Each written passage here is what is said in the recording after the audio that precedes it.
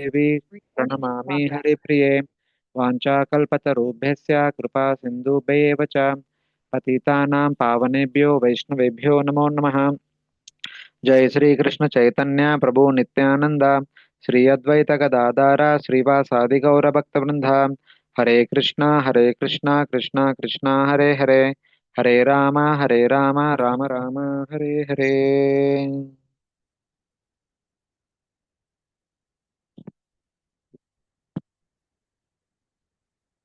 Hare Krishna. Welcome to all the devotees to our weekly Bhagavatam study. So, hmm, we have been discussing about the pastime of Bharat Maharaj.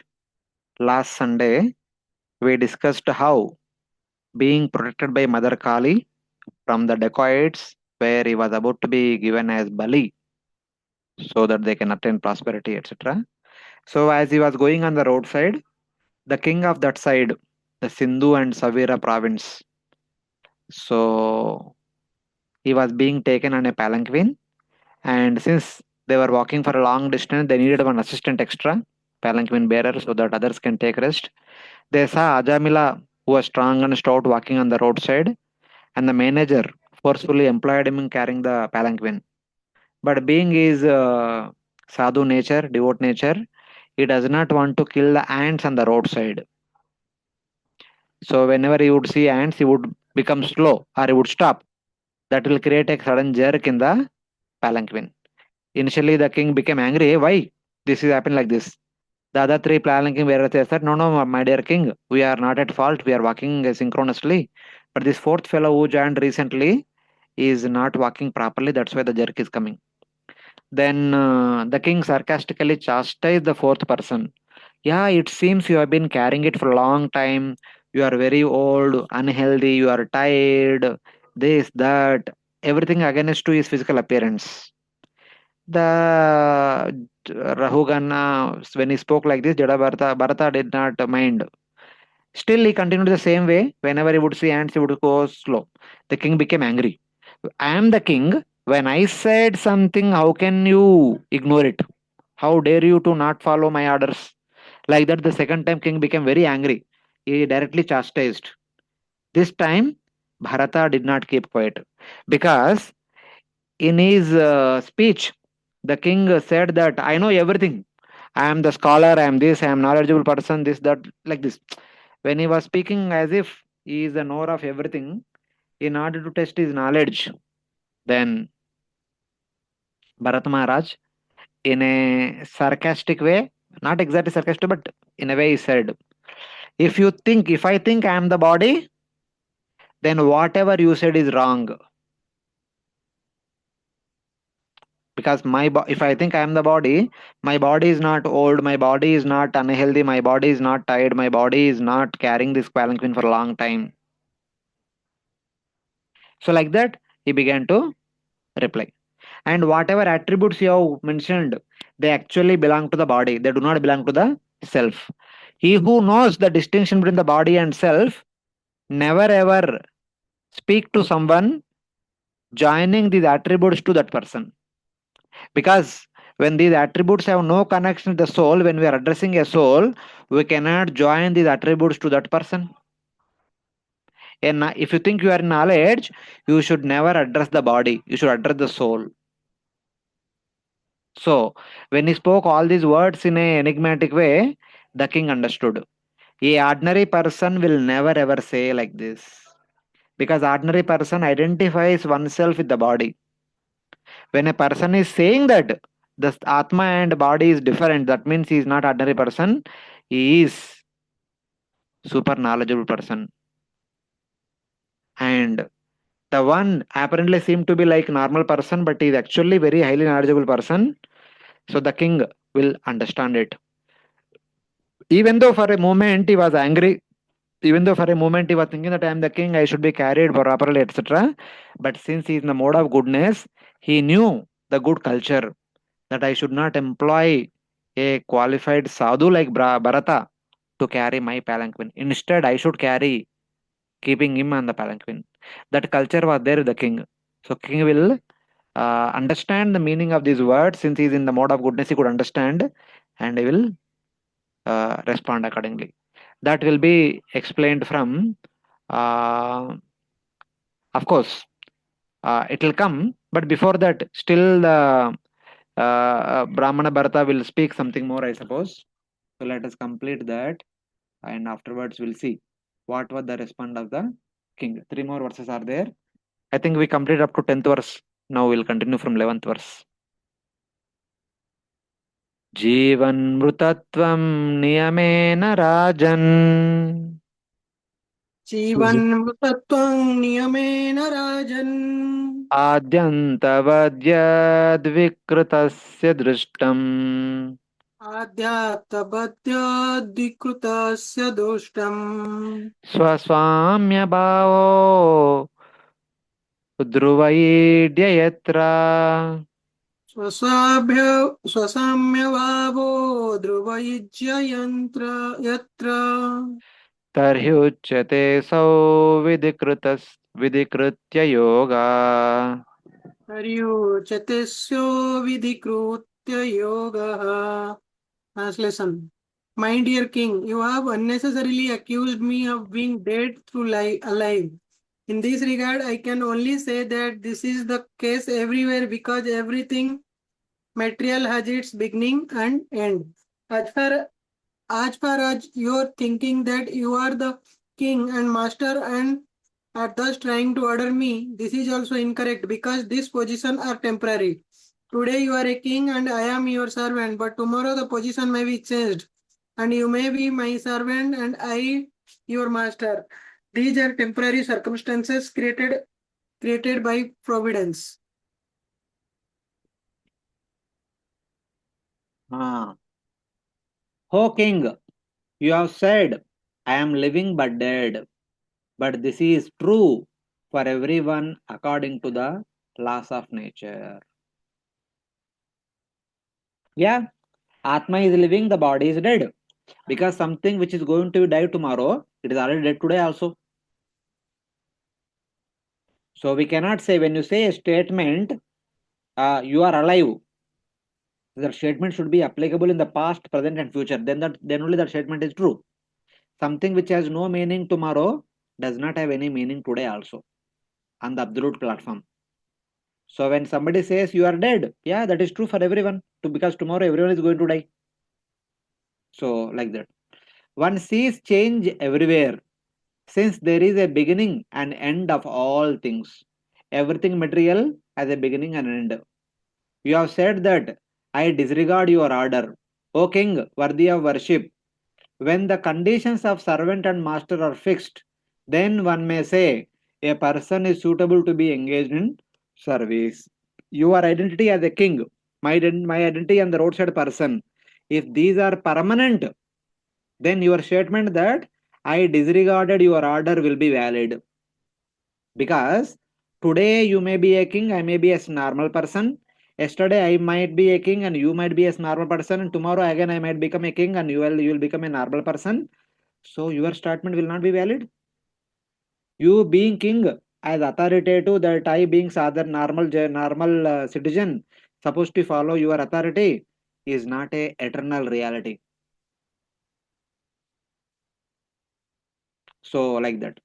Even now also and in the future also, whatever Jadabharata speaks, it is little beyond practical sense. In our day-to-day practical conversations, we may not use this kind of language. But he is already on the Jivan Mukta platform. He is beyond the worldly conventions. So his language, his behavior is beyond worldly convention. So that's how we have to see it. Then only we can appreciate what he is speaking. और somebody may say, ओ कल का बात कल देखेंगे, आज तो मैं राजा हूँ, आप सर्वेंट है, मेरा बात सुनना पड़ेगा. Like that one may say. That is practicality. That may be conventional dealings. But on the transcendental platform, that does not work. So only a person on the level of Jivan Mukta can understand, appreciate the statements what he is speaking. Ordinary people cannot appreciate these things. But since the king is in the mode of goodness, he will appreciate all these things. He will he will respond accordingly also afterwards. So Bharata is saying that you have said that I am living but dead.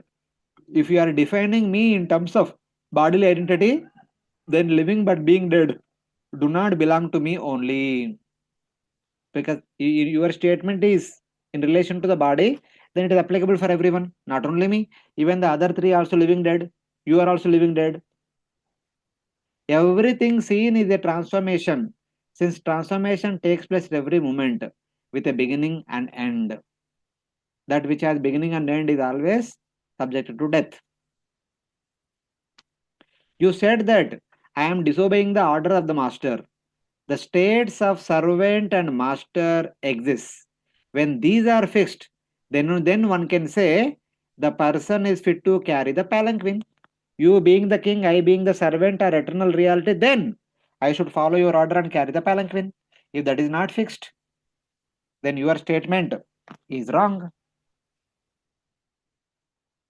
If you give up the kingdom and I obtain the kingdom, then I make you carry the palanquin and say, what is this? So, matlab, an absolute sense and the liberated platform is saying that, हाँ, you are a king today, but how long it will continue? उसके बाद क्या? So, it is, this may be out of practical sense, but that is a reality. On the ultimate platform, that is a reality. So, in that way.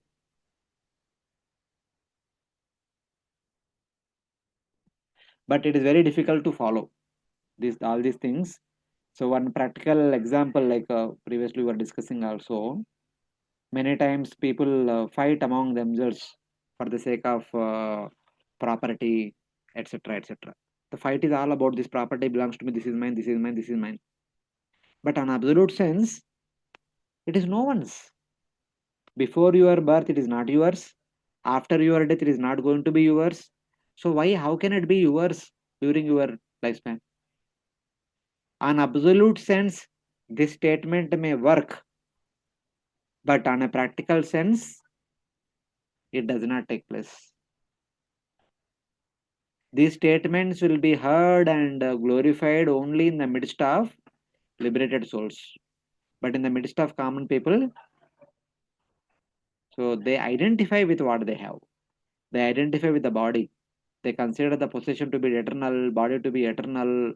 Their every day to dealings are on that platform only.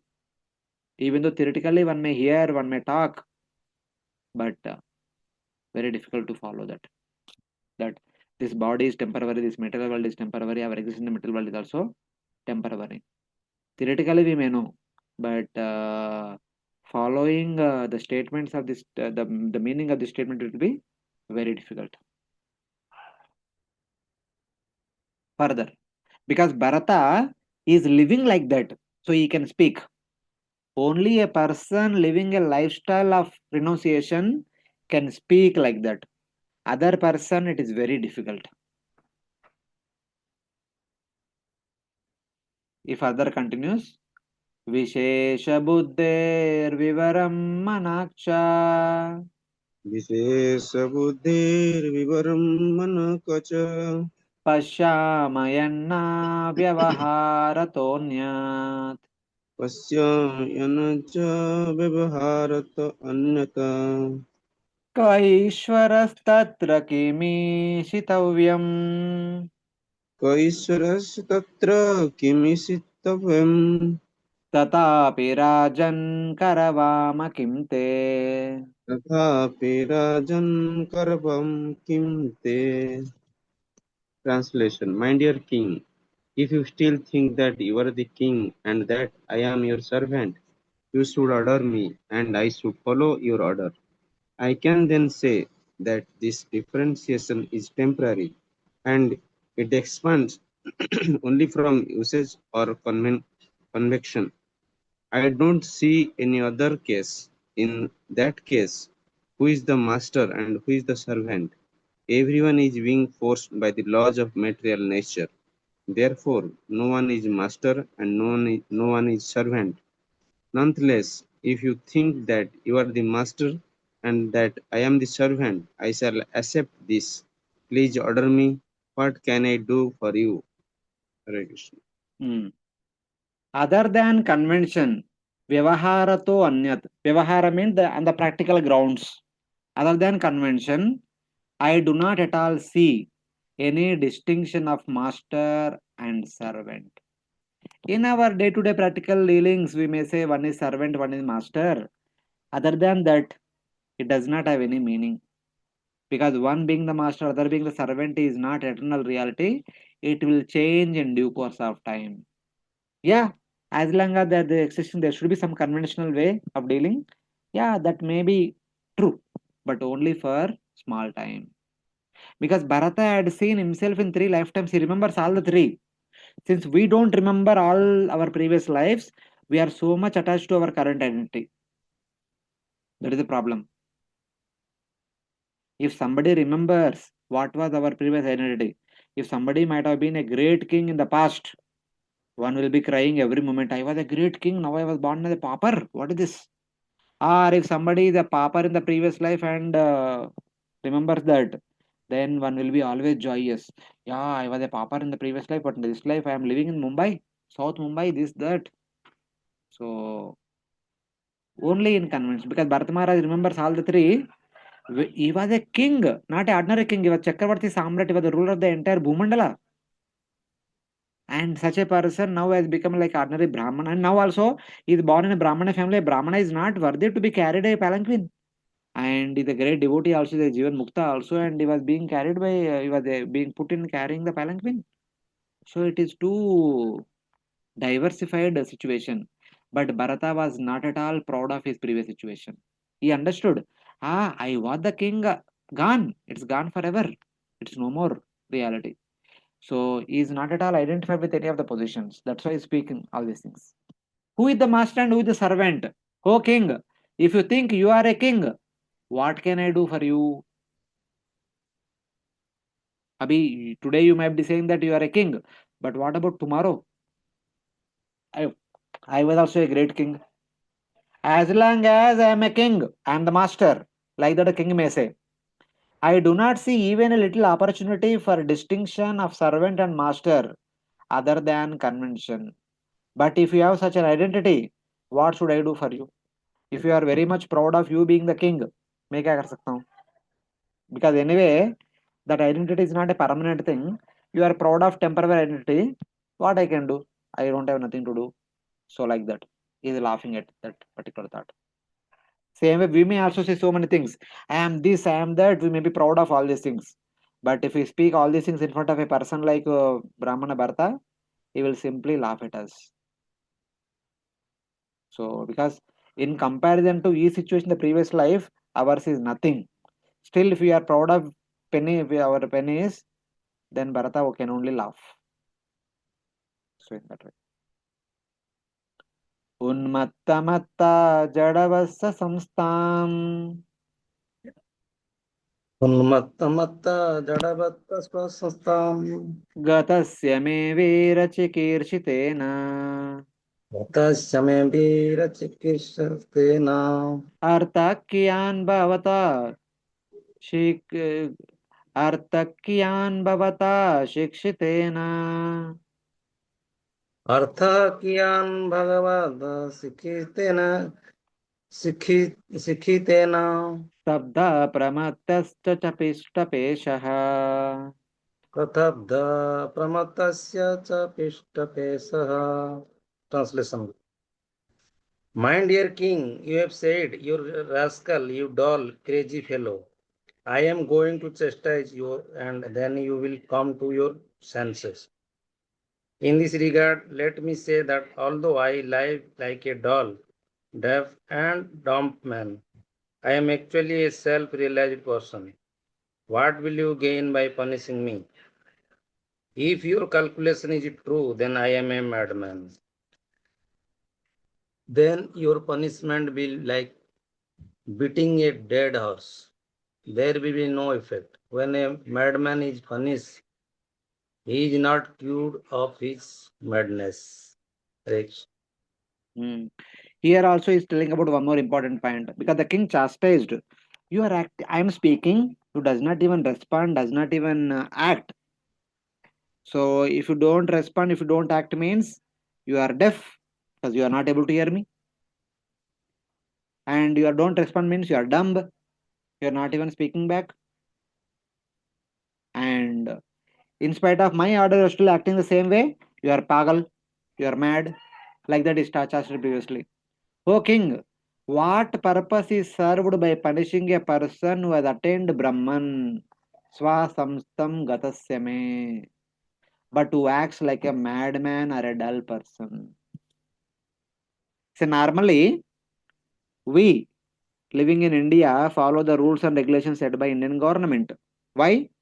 We have a fear. If we don't follow these rules, we will be punished. We are put into the jail and will be punished. Or will be penalized. This, that, so many things are there. Our reputation will go away, this will go away, that will go away. So we have a fear factor. If I don't follow so and so rules and regulations, I will be penalized, I will be punished, I will be getting bad reputation. We are fearful of all these things. That's why we follow all the rules and regulations.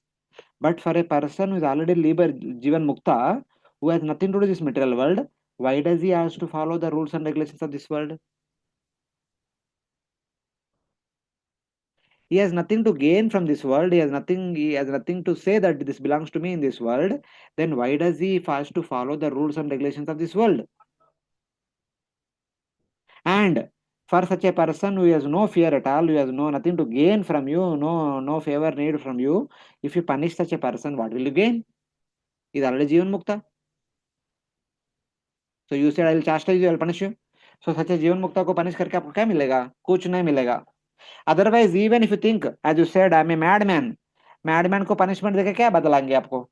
Madman तो mad हो गए, उनको punish करो ना करो उससे कुछ changes नहीं आएगा. He will be remain as it is. So what will you attain? Either by punishing a Jivan Mukta or by punishing a madman, you will gain nothing. Punishing a mad person is like pounding the powder. वो powder बन गया, उसको और कितना powder बनाएंगे? So like that.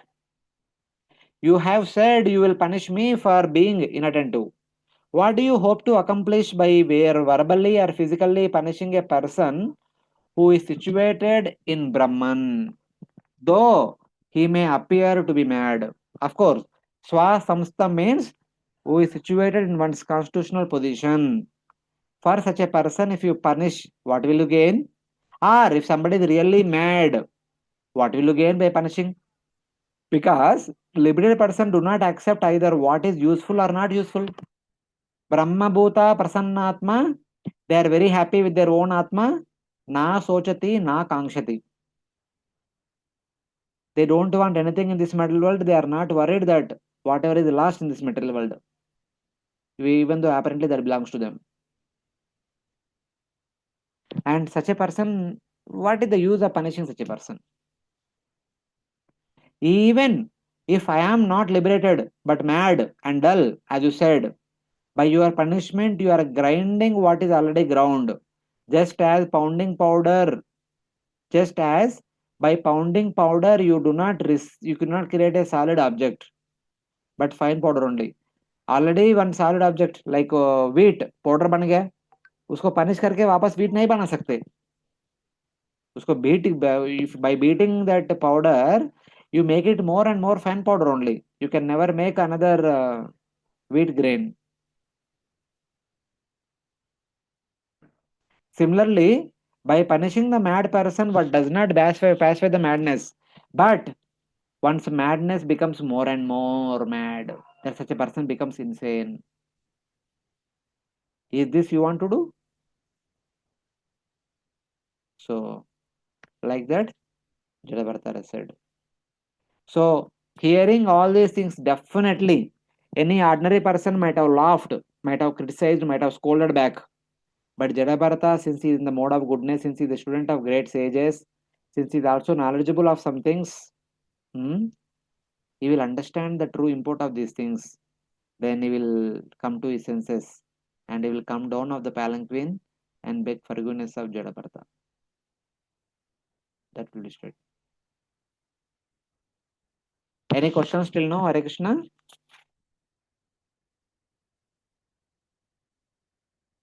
No, Prabhuji. Other devotees?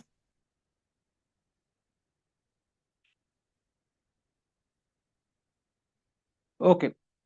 No, Please. Prabhuji, understood. Thank you. Okay. Next, someone can read the translation. Sukdev Goswami said, O Maharaj Parikshit, when King Rahugana chastised the exalted devotees Jad Bharat with harsh words, that peaceful, saintly person tolerated it all and replied properly. Nescience is due to the bodily conception, and Jad Bharat was not affected by this false conception.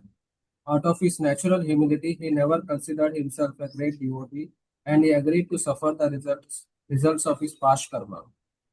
Like an ordinary man, he thought that by carrying the palanquin, he was destroying the reactions of his past mistakes. Thinking in this way, he began to carry the palanquin as before. Just by giving the saying one word, Swa Samstam, he had given a hint about. But don't think that everyone is like a materialistic. There could be someone who is transcendentalist among the materialists also. So, you being a king, you should be understanding who is who. So, by using the word Swa Samstam, the sage questioned. You said that you are all knowledgeable. Where is your knowledge? When you can't identify who is who. So, like that.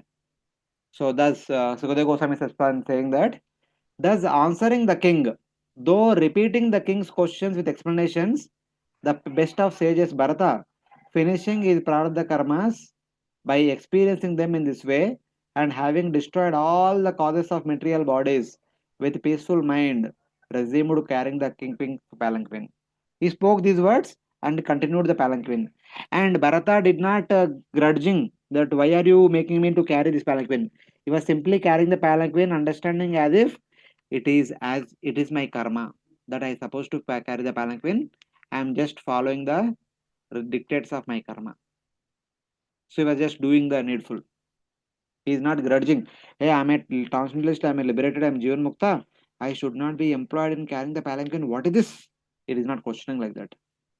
He is completely humble and is silently carrying the palanquin as before. Bharata answered the king by explanations with repetitions of the king's statements. Bharata had destroyed the cause of identification with the body, that is ignorance.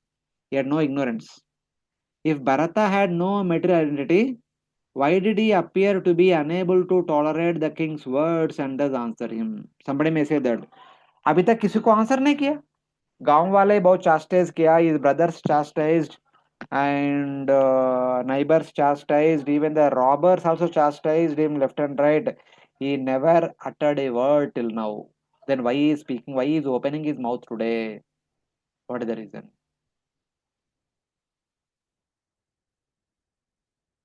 if Bharata had no material identification why did he appear to unable to tolerate the king's words and thus answer him in order to destroy the king's prarabdha karma recognized by enjoyment of royal wealth and power in the guise of repeating the king's statements by following the process of bhakti taught by Bharata by his mercy, the king would destroy his karmas.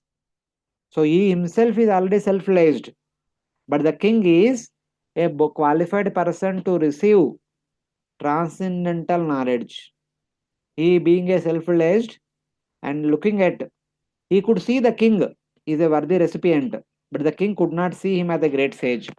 Since he could see the king as a worthy recipient, he wanted to make the king think about the transcendental subject matters. Atato Brahma Jignasa. And his villagers, neighbors, his brothers, they are not up to this point. So there was no point in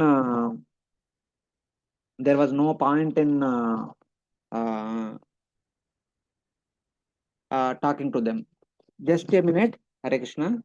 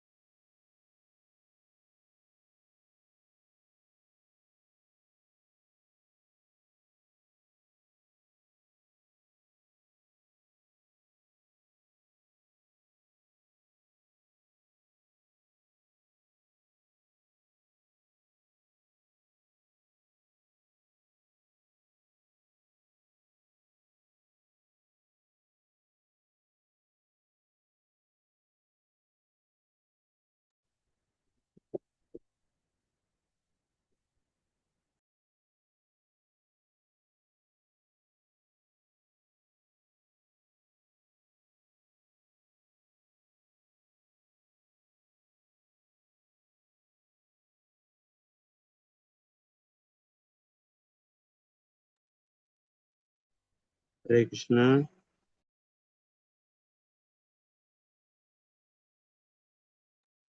Hare Krishna.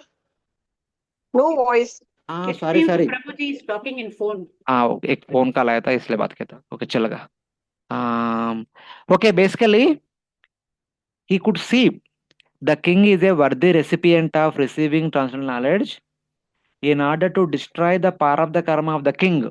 For the first time, Bharata Maharaj opened his mouth. In order to benefit the king, he opened his mouth. He could have benefited anybody, but others were not the worthy recipients, or they are not so qualified to understand what he is going to speak. Some of the speeches, what he's saying, even we have difficulty to understand. But the king is in a better position, that's why he's opening his mouth. Or another meaning is, Bharata thought the king was destroying his own karmas. Bharata thought that he was destroying his own karmas by the experience, carrying the palanquin, since he did not consider himself a great devotee due to humility produced by prema. Since he's already in Bhava Prema, he's experiencing the presence of the Supreme Lord every step. He is not feeling himself like a great soul. A Uttamadhikari will never feel himself like Uttamadhikari. He always feels like neophyte devotee. For that reason, he's simply carrying the palanquin. Okay, this is my karma. By carrying this palanquin, I will destroy my karma. That is for my good. Like that is feeling and carrying. But he spoke seeing the qualification in the king. That's why first time he opened his mouth. That is the nature of a great soul. Yeah. So, what was the response of the king? Sukadeva Goswami talked about what was the response of the Jada Bharata, Brahmana Bharata, he said. In the next shloka, he is talking about the response of the king. Please read the translation. Sukadeva Goswami continued, O best of the Pandu dynasty, Maharaja Parikshit, the king of the Sindhu and Sauvira states, Maharaja Rahugana, had great faith in discussions of the absolute truth. Being thus qualified, he heard from Jadabharata that philosophical presentation which is approved by all scriptures on the mystic yoga process and which slackens the knot in the heart. His material conception of himself as a king was thus destroyed. He immediately descended from his palanquin and fell flat on the ground with his head at the lotus feet of Jadabharata in such a way that he might be excused for his insulting words against the great Brahmana. He then prayed as follows.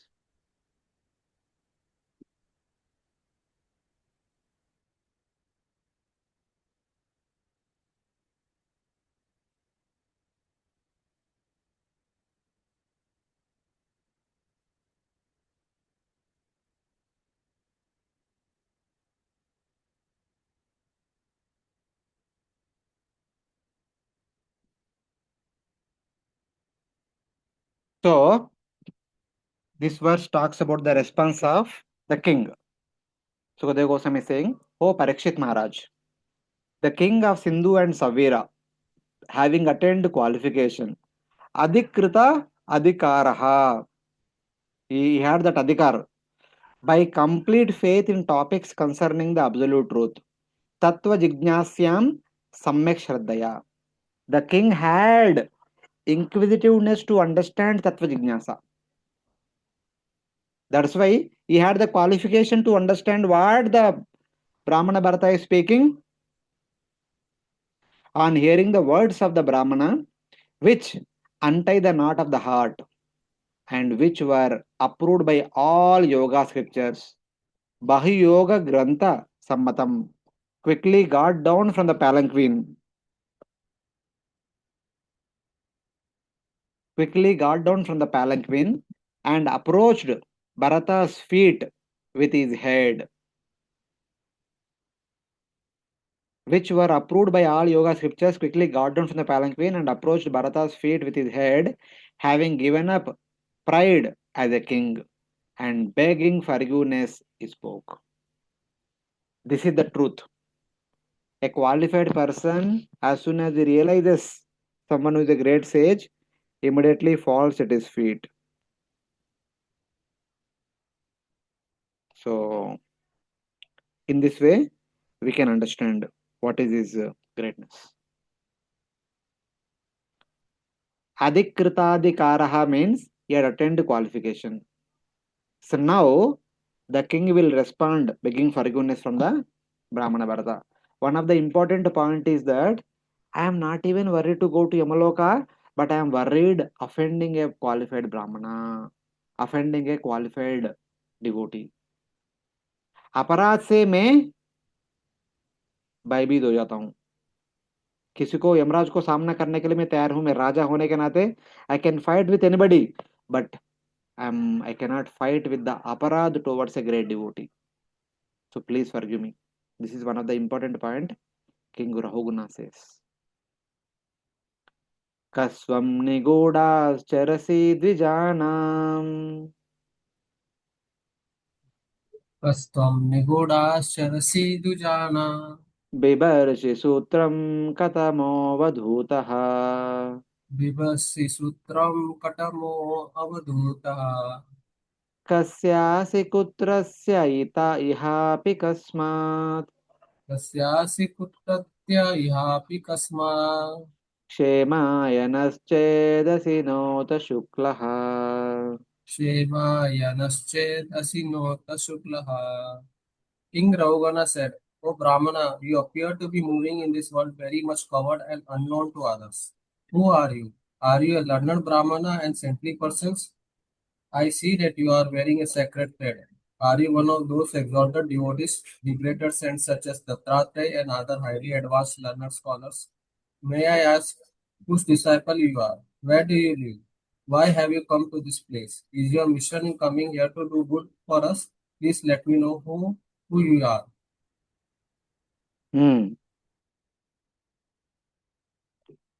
So he is going to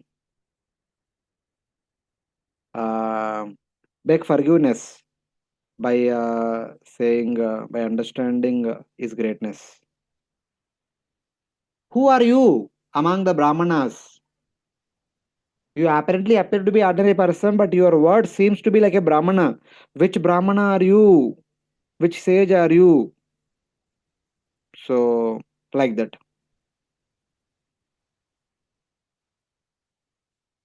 Hidden, you move about.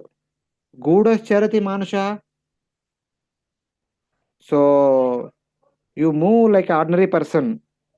Who are you, great person? Which renounced sage are you? Whose son are you? Where were you born? Why did you come to this place? If you have come to benefit us, are you not Narayana? Or are you not Kapila? Or are you not the one of the four Kumaras? So like that. So he's kindly trying to understand his behavior with the people whose behavior is known to somewhat to be like that. The four Kumar also behave like that. Kapila Muni also behave like that. Sometimes Lord Narayan also behaves like that. So I don't know. You might be Lord Narayana, you might be Kapila, you might be four Kumaras, you might be Narada, you might be this, you might be that. Please tell me who are you. I could not understand. I could not understand who are you. Please reveal. Who are you among all the Brahmanas? Since you wear the thread. King saw he was wearing a thread because he has no upper garment. Because his father did Brahmanical initiation for him. Even though that Brahman thread is there, it is completely soiled. But recently, only yesterday evening, only he had a nice bath. All the dacoits made him nicely bathe and wear fresh clothes and put scented oils, all these things. Now he might be looking a little normal, not so much soiled. Are you Dattatreya, the Avaduta Brahmana? If not, whose son are you? Which state were you born in? If you have come to benefit us, are you not Lord Narayana? Or are you not Lord Kapila? Because either Lord Kapila or Narayana only can speak like this. Ordinary people cannot speak like this. Your speech is highly enigmatic. So please tell me who are you? So like that, the king is asking. Sitting on your palanquin, What is the use of reflecting in this way?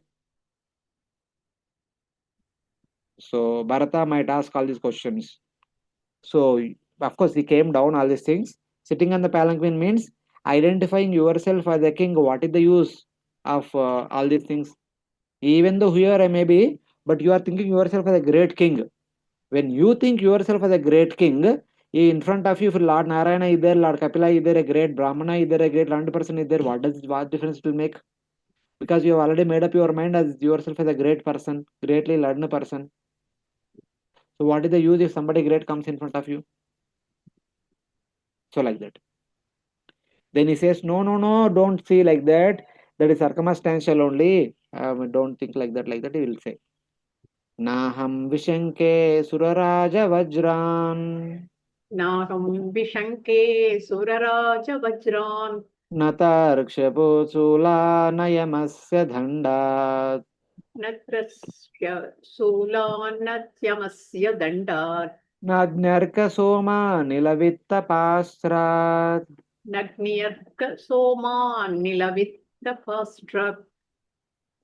Shanke brusham brahma kulavamanat. Sanke brisham brahma kulavamanat. Translation.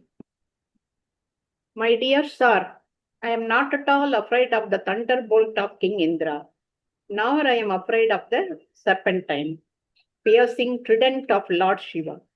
I do not care about the punishment of Yamaraja, the superintendent of death, nor I am afraid of fire, scorching sun, moon, wind, nor the weapons of Kuvera. Yet I am afraid of offending a Brahmana. I am very much afraid of this.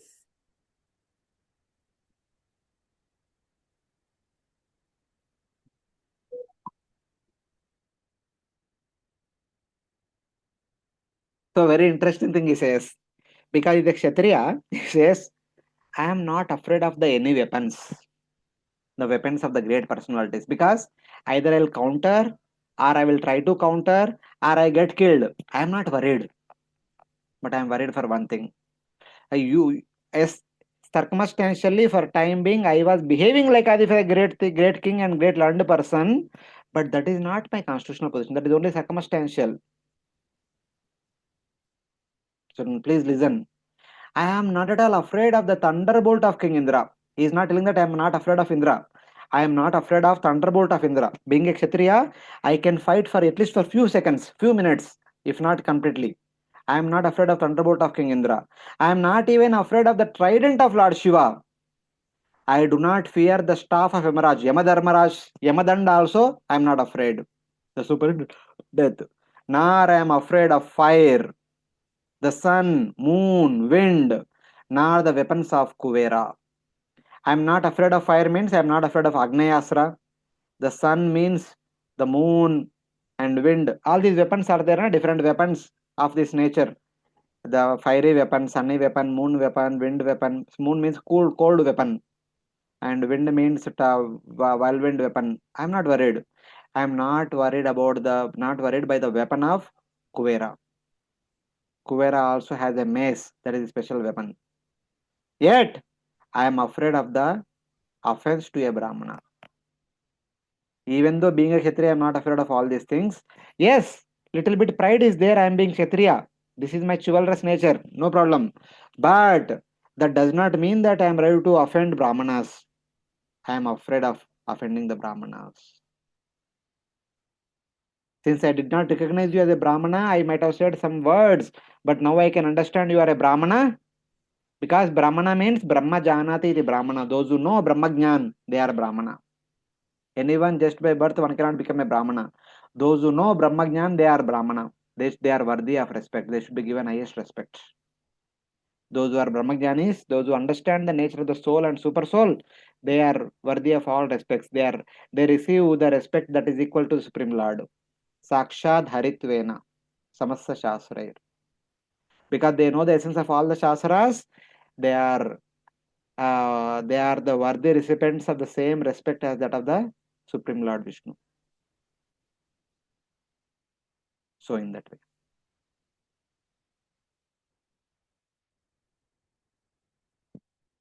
See, this we very nicely understood. Bhagavad Gita, Lord Krishna says, na, Vidya Vinaya Sampanne, Brahmane Gaviyasine, Suni Cheva Spakecha, Pandita Samdashna. Vidya Vinaya Sampanne. The symptom of somebody having Vidya is Vinaya. So now we can understand the Vinaya of the king. The king is very much this thing. 1 minute, just I receive a call.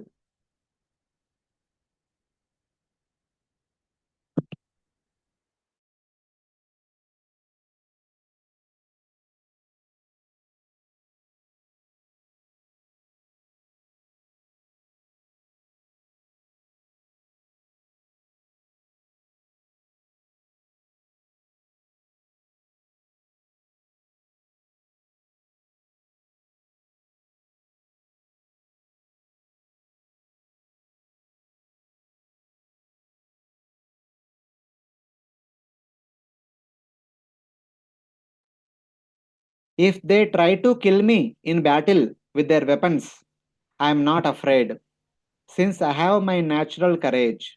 Rather, I experience joy in sound competition. Yeah, I am not worried. In a battle, if a Kshatriya dies, that is a glorious death. I am ready to fight with all these people and get killed by all these people, also no problem. I am okay. Or having offended them, I do not fear them when they attack me in anger with their weapons. Even if by unfortunate situation, if I have to offend them to some extent, that is okay. But offending a Brahmana is not at all okay. I even in dreams I dare to do that. Because of some inattentiveness, I knowingly or unknowingly offended you. Please forgive me for that. Like that is going to say no. That he will say. Tadburi sango jadavanni ghoda. Tadbhuri sango jadavanni uda. विज्ञानवीर्यो विचरस्य पारः विज्ञानवीर्यो विचरस्य पारः वाचांसि योगाग्रथितानि Sadho वाचांसि योगाग्रथितानि Sadho नानाक्षमन्ते मनसापि भेत्तुम् क्षमन्ते मनसापि भेत्तुम्. My dear sir, it appears that the influence of your great spiritual knowledge is hidden.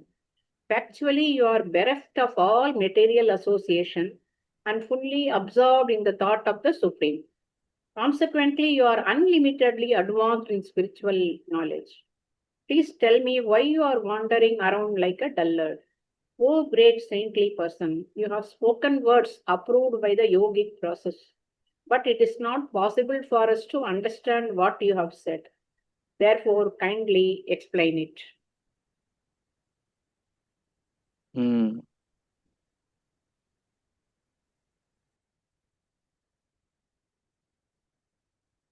Here he will say very nice thing. Please speak, not associating with the material world, appearing dull-witted, but having the power of realized knowledge. You wander about with no superior. O saint, I am not able to understand your words about yoga, though I am trying with my attentive mind. So he is telling that because on the other side, your appearance itself does not make anyone think that you are a great realized soul. Because you are appearing like a dull-witted, mad, ignorant, like ordinary, very normal, ordinary person. Such kind of behavior is not expected from uh, a well qualified, well educated Brahmana. Brahmana, when he's educated, he cannot travel alone. He's always taken care by his disciples, followers, his assistants. They are all taking care of him. So just by looking at the entourage, one offers respects. You really understand, okay, he must be a greatly learned person, knowledgeable person. Because that aura, that surrounding fan following and all will create, that will translate that message to everyone. But you are wandering like a madman. You look like a madman, so everyone thinks you to be the madman. But however, the words which you spoke, they are of high caliber. Even I cannot understand. So please, can you give the meaning? Can you tell me the import of the words you have spoken just now? Yeah, I know little bit, but not to the extent the way you are speaking. I could not follow what you have said. I can understand these words are not ordinary words. So now the thing is, after begging forgiveness, he himself becoming a disciple of Jadabharata. This is the culture. Previously, king thought, I am the self-realized. I know all knowledge. But now when he encountered a person who is more knowledgeable, he immediately, because since he kind of offended him, he immediately accepted his disciplehood, so that the offense will be nullified. This is the king's behavior. This is the qualification which is uh, uh, which is the real qualification to receive the transcendental knowledge. Same way, Arjuna also in the Bhagavad Gita first chapter speaks so many this, that, so many things. Finally, he says, I don't know what is good for me, what is right or what is wrong. I want to become your disciple. You please become my guru and teach me what is the right thing.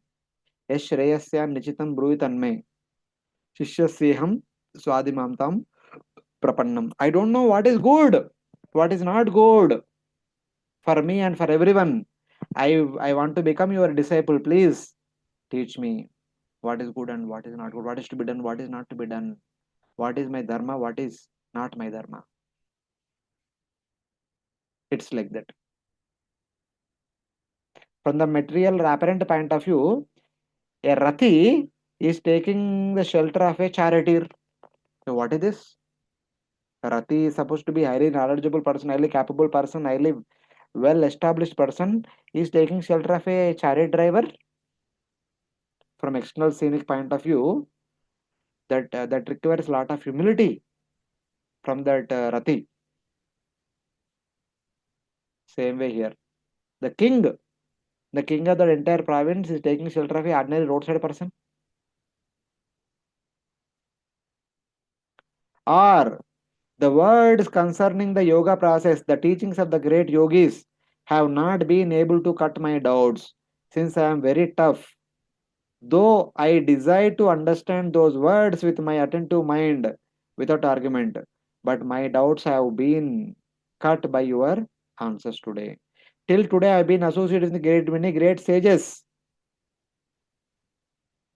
They could not pacify my eagerness to understand the truth. But today, your few words had cut all my ignorance, had given answer to all my previous questions. Please go on. Please speak more. Something like that. So, in this way, the king is slowly inspiring the Brahmana Bharata to speak more. Aham च योगेश्वरमात्मतत्त्वा अहं च योगेश्वरमात्मतत्त्व वेदां मुनीनां परमं गुरुं वै वेदा वेदा मुनीनां परमं गुरुन् वै प्रष्टुं प्रवृत्त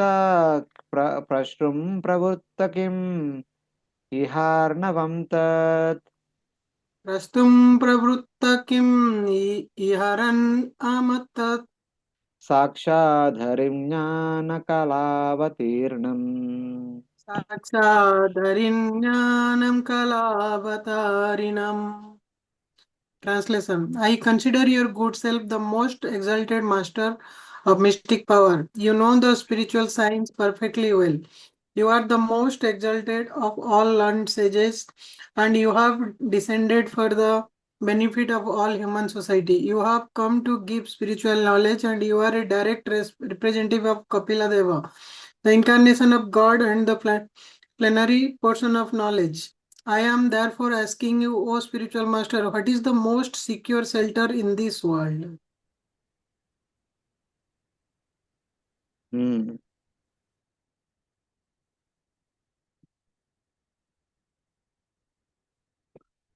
I now inquire from you, the master of yoga, the best guru of sages, knowing about Atma, about the shelter in this world, the Lord Himself, who appeared as a portion of knowledge.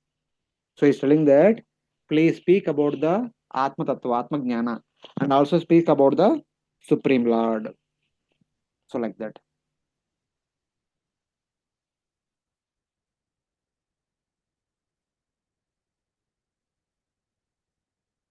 The chief among the great yogis will be able to cut my doubts. This is indicated in this verse. Sakshat Hari means Lord Kapila Deva, who appeared for giving knowledge as a portion of the Lord's Jnana. So, I don't know who you are, but you are as good as Sakshat Hari, as good as Lord Kapila. Just like Lord Kapila appeared to cut the knot of Mother Devahuti and all of us, you again appeared. Either you are Lord Kapila or Lord Kapila's representative, you also have appeared to cut the knot of me. So please reveal the knowledge of the Supreme Absolute Truth, the Supreme Lord, hearing which, understanding which, the knot in my heart will be cut to pieces. So like that, he is requesting the king, the Brahmana Bharata to give the transcendental knowledge. The king further says, Savai Bhavaloka Nirikshanartam Kave Bhavanalok Nirikshanaartam Avyaktalingo Vicharatyapi Svet Avyaktalingo Vicharati Api Svet Yogeshwaranam Gatimanda Buddhi Yogeshwaranam Gatimanda Buddhi Katam Vichakshita Gruhanubandha. Tam Vichakshit Grahanu Bandha. Is it not a fact that your good self is the direct representative of Kapil Dev, the incarnation of the Supreme Personality of Godhead? To examine people and see who is actually a human being and who is not. You have presented yourself to be a deaf and dumb person. Are you not moving this way upon the surface of the world? I am very attached to family life and worldly activities, and I am blind to spiritual knowledge. Nonetheless, I am now present before you and I am seeking enlightenment from you. How can I advance in spiritual life?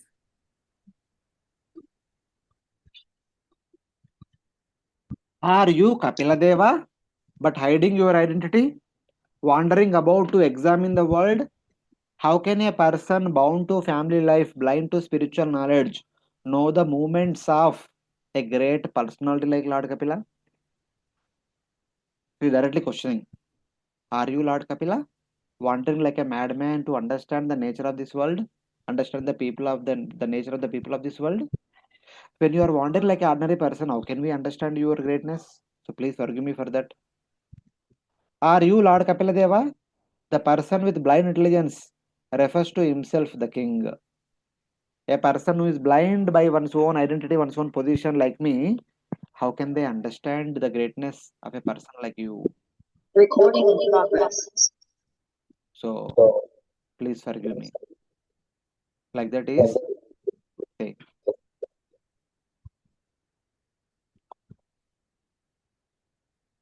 दृष्टश्रमा कर्मतात्मनो why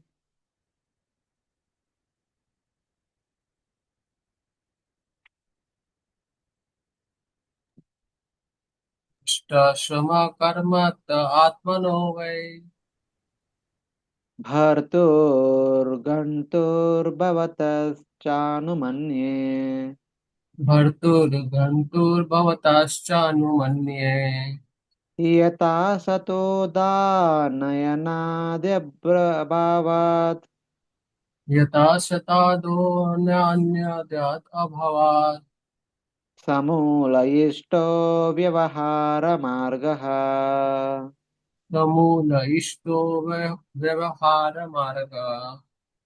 You have said, I am not fatigued from labor. Although the soul is different from the body, there is fatigue because of bodily labor and it appears to be fatigue of the soul.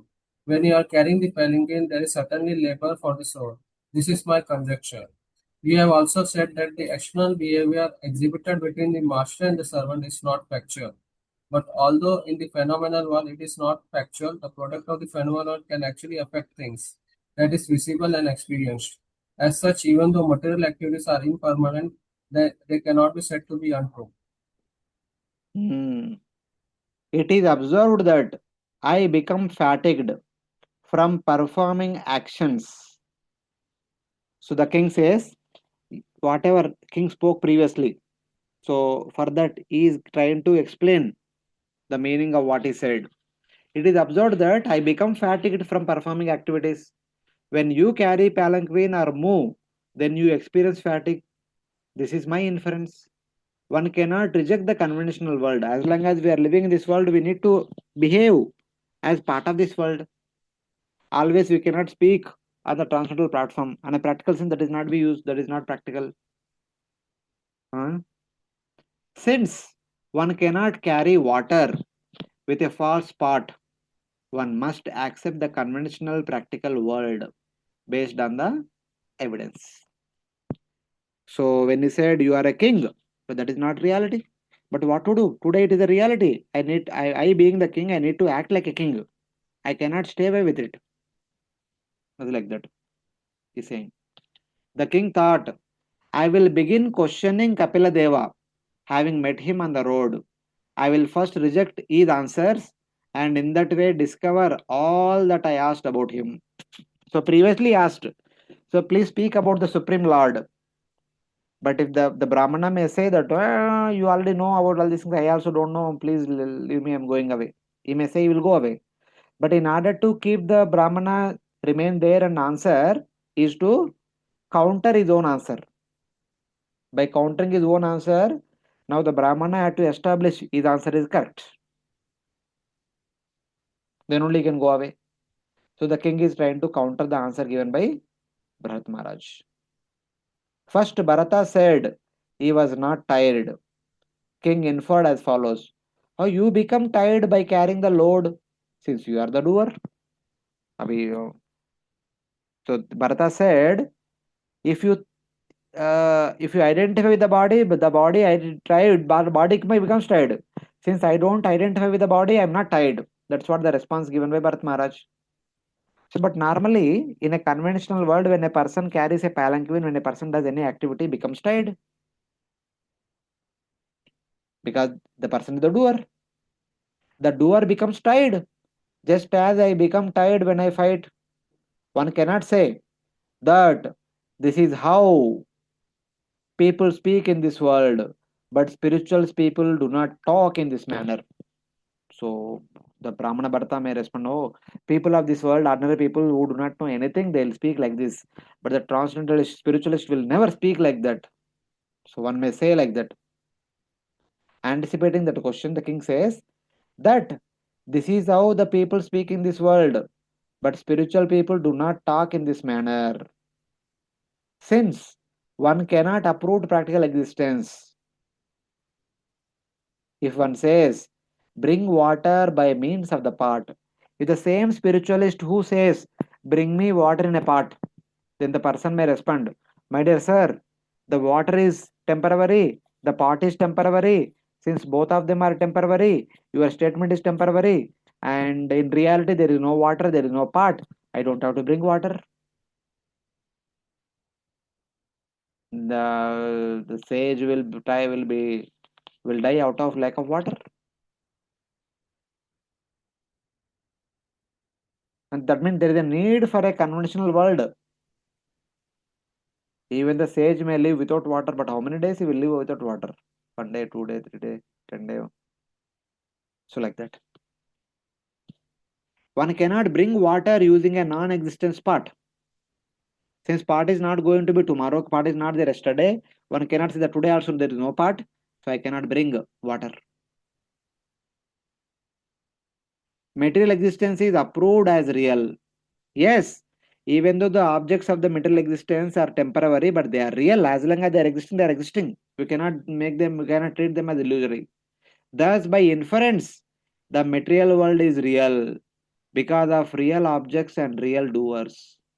What is not real does not have objects or doers. When something is not real, there are no objects corresponding to that, there are no people or the doer corresponding to that. When there are objects, when there are people to do something, then all those things are real.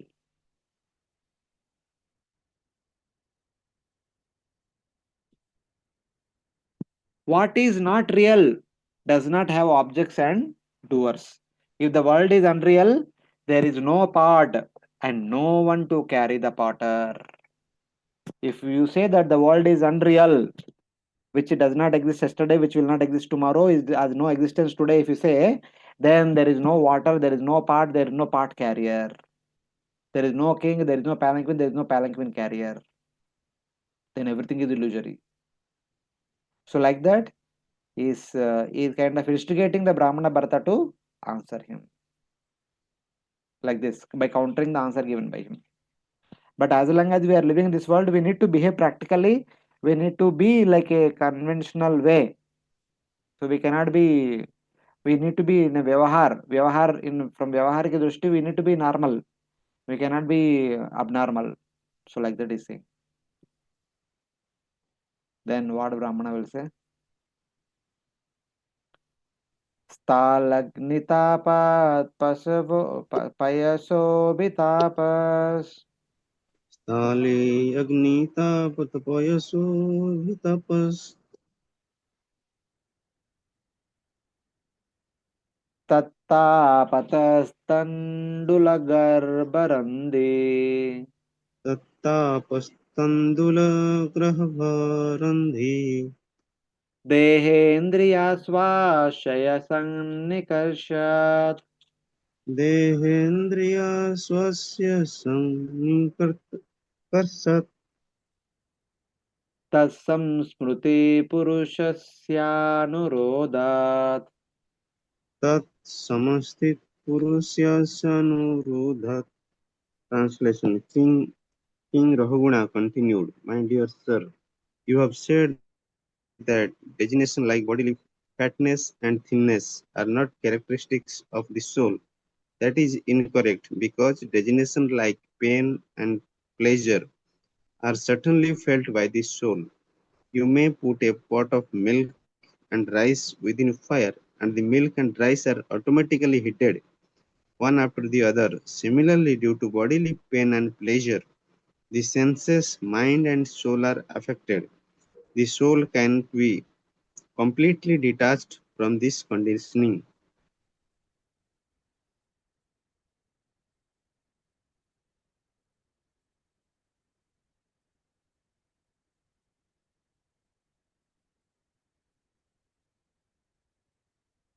by applying heat to the pot. Now he gives one more analogy. What is the nature of this? Then he said, the Brahmana Bharata was talking about the distinction between the body and soul. The body is tired, the soul is not tired.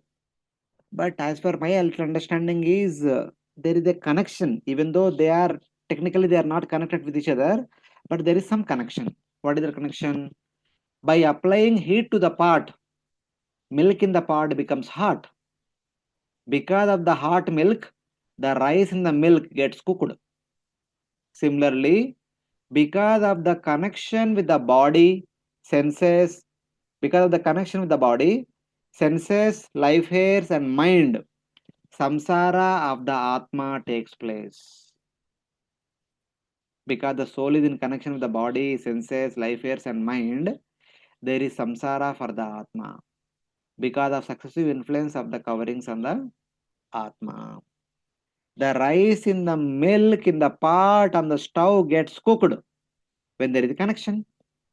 Same way, as long as the soul is in touch with the body, senses, life hairs, and mind, the soul goes through samsara. This is my understanding, because the soul is covered by all these coverings. The innermost covering is mind, then there is life hairs, then there are senses, then there is gross body. So they are all one upon the other. An example is given to illustrate that the Atma becomes tired because of the fatigue of the body and senses from carrying a load. Because the fire is given to the pot. The fire is not given to the rice directly. but it is given to the pot, and the pot is in touch with the milk gets heated. The milk is in touch with the rice also gets heated. Similarly, though the body only externally carrying the palanquin, because the body is in touch with the senses also become tired. Since the senses are in touch with the life airs also become tired. Since the life airs are in touch with the mind also becomes tired. Since the mind is in touch with the soul also becomes tired. This is my understanding. Because of the heat of fire, on a pot, the milk within it becomes hot. Because of the heat of the milk, the outer portion of the rice becomes hot. Then the inside portion of the rice grains becomes cooked. Similarly, because of the relationship with the body, senses, life airs, and mind, samsara of the jiva takes place. So no one can deny. Samsara means vyavaharika. The practical existence of a person is established by this.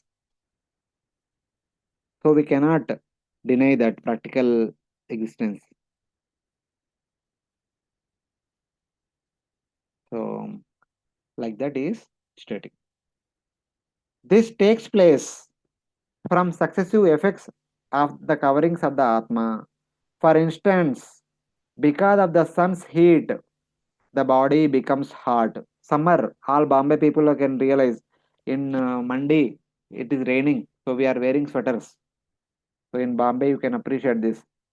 Because of the sun's heat, the body becomes hot, and then the senses becomes hot, then the life airs, then the mind, and finally the Atma also becomes hot. So this is my little understanding. As per my limited understanding, this is how I understand. Is this correct? Then what is the correct understanding? Kindly tell me. Like that is questioning the sage, the Brahmana Bharata. Sheta Bigo. Sorry. All of you are able to follow any questions till now? Yes, Prabhuji, we follow. Other devotees? Hare Krishna Prabhu. Yes, Prabhuji. Yes, So, Prabhu. Rahugana Maharaj is like getting confused with the Vyavharik reality and the transcendental reality. Uh, This argument is more. Vyavaharika reality, you are male and you are an engineer, you are working in a particular company. The transcendental reality is Jivera Swarupai Krishna Nityadas. Yeah. So Vyavahara reality means the material existence, the materially identity. And transcendental reality is the Jiva Atma's spiritual identity. Yeah. Hmm. So Bharat Maharaj was giving instruction on the transcendental reality, but he is countering on base of Vyavharik reality. Is not exactly trying to counter, is acting as if he is countering so that he can hear him more. Yes. This is his humility, this is intelligence. He also understands what the sage is saying is ultimately that is the reality. That is true. But because it's the first time he opened his mouth, so उनसे और कुछ थोड़ा बात करवाना है तो क्या करना पड़ेगा? The only way is to counter his answers so that he will elaborate the meaning of these answers. In that way, there will be some discussion so that the king can hear something more. All of us also get benefit by hearing from Bharat Maharaj. So like that.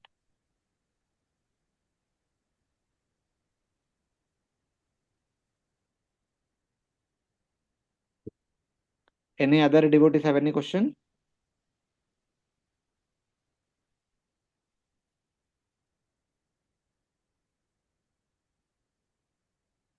शास्ताभिगोप्ता नृपति प्रजानाम् शास्त्राभिगोप्ता नृपति प्रजानाम् या किङ्करो वै नपि नाष्टिपिष्टम् या किङ्करो वै नपि नास्ति पिष्टम् स्वधर्ममाराधनमच्युतस्य स्वधर्ममाराधनम् अच्युतस्य यदीह मानो विजयात अगौगम् यदि इतमानो विजहाति अगौगम्. My dear sir, You have said that the relationship between the king and the subject, or between the master and the servant, are not eternal. But although such relationships are temporary, when a person takes the position of a king, his duty is to rule the citizens and punish those who are disobedient to the laws. By punishing them, he teaches the citizens to obey the laws of the state. Again, you have said that punishing a person who is deaf and dumb is like chewing the chode or grinding the pulp. That is to say, there is no benefit in it. However, if one is engaged in his own occupational duty as ordered by the Supreme Lord, his sinful activities are certainly diminished. Therefore, if one is engaged in his occupational duty by force, he benefits because he can vanquish all his sinful activities in that way.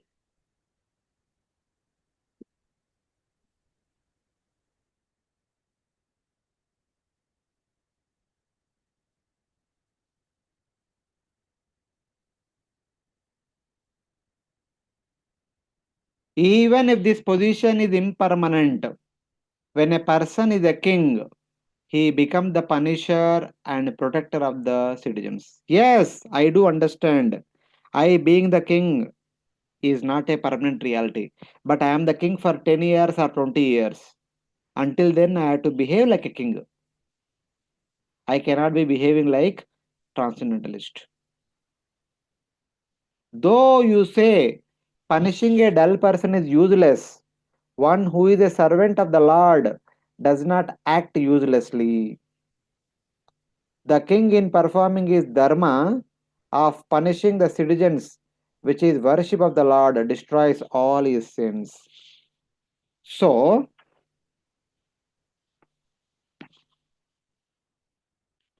because Brahmana Bharata said that no, what is the use of punishing a madman? The king says, actually, you appearing to be like a madman, but you are not a madman. I only gave question that are you a madman? You are behaving like a madman, I said, but you are not a madman. The king, the way given to the king to correct people is to by punishing. The king punishes not because of the sadism.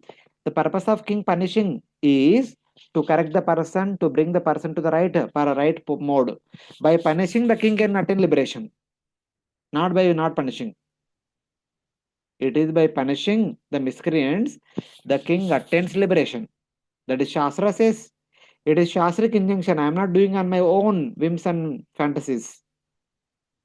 So, like that, he is saying. You have said, if the status of servant and master were permanent, even if these conditions are impermanent, but as long as a person is a king, he is the punisher and protector of the citizens. You have said, giving punishment to a dull person has no effect, like grinding already ground floor. But a servant of the Lord like me, the king is the servant of the Lord, repentant of the Lord, does not act uselessly, since even if a person's dullness does not go away by punishment, but by fulfilling the order of the Lord, one becomes successful. Yes, see, out of 1,000 people who do not follow the orders of the Lord, the order of the king, one person may be dull. But just because one person is dull, we cannot say that all 100 people are dull. No need to punish all of them. The king had to punish to set a right example that if somebody does not follow the king's order, he gets punishment. So, like that. But one being a dull person, one being a mad person is not established yet. Once it is established, punishing or not punishing is another thing. But in the first course, when somebody is not following the order of the king, he is subjected to punishment. That is the king's general rule. उसको हम बदल नहीं सकते. By following that, the king gets liberation. The king, in following his prescribed dharma, but that is by punishing the wrong citizens, which is worship of the Lord, destroys all his sins. The king performing his duty is bhakti, is dharma, is worship of the Lord. By that he will attain liberation. So like that, he is establishing whatever I said is not wrong also. Like that is saying. Now the second thing is that the person who is subject to punishment is whether he is a mad person, is a self-righteous person, has to be established. That is a detail.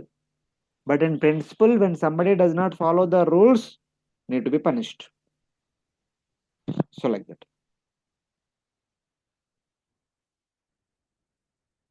So in this way, whatever is spoken by the Brahmana Bharata, he responded saying that I am not wrong in any way. So in that way. Or if at all I am wrong, I want you to speak out, and so that I will be able to understand where I am wrong, and I will correct myself. Something like that. Tanme Bhavan, Tanme Bhavan Naradevabhimana. Tanme Bhavan Naradevabhimana. मदेन तुच्छीकृतसत्त्वमस्य Madena Tuchikritasattamasya. कृषिष्ट कृषिष्टमैत्री दृशमार्तबन्धो Rishishta Maitri Drisham Artha Bandho. यता तरे सद् अवध्यानमंहः Yat Yata Tare Sat Avadhyanam Amha. Whatever you have spoken appears to me contradictory. O best friend of the distressed, I have committed a great offense by insulting you. I was puffed up with false prestige due to possessing the body of a king. For this, I have certainly become an offender. Therefore, I pray that you kindly glance at me with your costless mercy. If you do so, I can be relieved from sinful activities brought about by insulting you. O friend of the distressed, please show your friendly glance on this person who has insulted the great devotee out of false identity as a king, so that I can overcome the sin of neglecting the devotee. Yeah, this is my understanding. This is my current situation. This is how I feel. I think that's why I'm acting. But whatever it is, I have committed an offense against a great Brahmana. Please forgive me for that. And I want to become your disciple, and please enlighten me and please correct me. This is the king's humility. Since you are, see, till now, Bharata was associating with his family members, the elder brothers and neighbors and the Dakus, this, that. None of them could realize the greatness of Bharata. But the king could realize. The king fell at the feet of this Brahmana Bharata and becoming his disciple also. That's why the king is worthy recipient of receiving this knowledge. Since your statements appear to me to contrary, glancing upon me with affection, I have been intoxicated with false identity as a king, thinking myself learned and being falsely proud. Because of this, I have offended a greatest devotee. I am falsely proud of my knowledge, and I have that audacity to cross question you. But whatever it is, I understand that I am proud. So I am surrendering unto your lotus feet. Please enlighten me so that I become freed from my offense. I thought, what do these people know? Because of this, I'll fall to hell. Thinking in this way, show an affectionate glance to me, by which I'll be able to cross the sin of insulting the devotees. So, like that. So, it's only when you accept me as your disciple, it is only when you instruct me in the right manners, I can be freed from my offense. By following those instructions, I can become freed from this material existence also. So, please show your compassionate glance upon me. So, this is the request of the king. नाविक्रिया विश्वसुहृत्सकस्य Navikritya Vishwasprusakasya. सामेन वीताभिमतेस्तवापि Samyena Vita Bhimate Stavapi.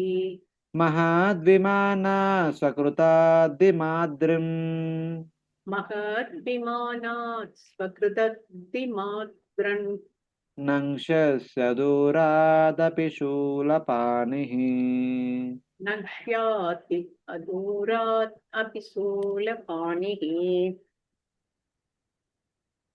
Oh, my dear Lord, you are the friend of the Supreme Personality of Godhead, who is the friend of all living entities. You are therefore equal to everyone, and you are free from bodily conception. Although I have committed an offense by insulting you, I know that there is no loss or gain for you due to my insult. You are fixed in your determination, but I have committed an offense. Because of this, even though I may be as strong as Lord Shiva, I shall be vanquished without delay due to my offense to at the lotus feet of a Vaishnava.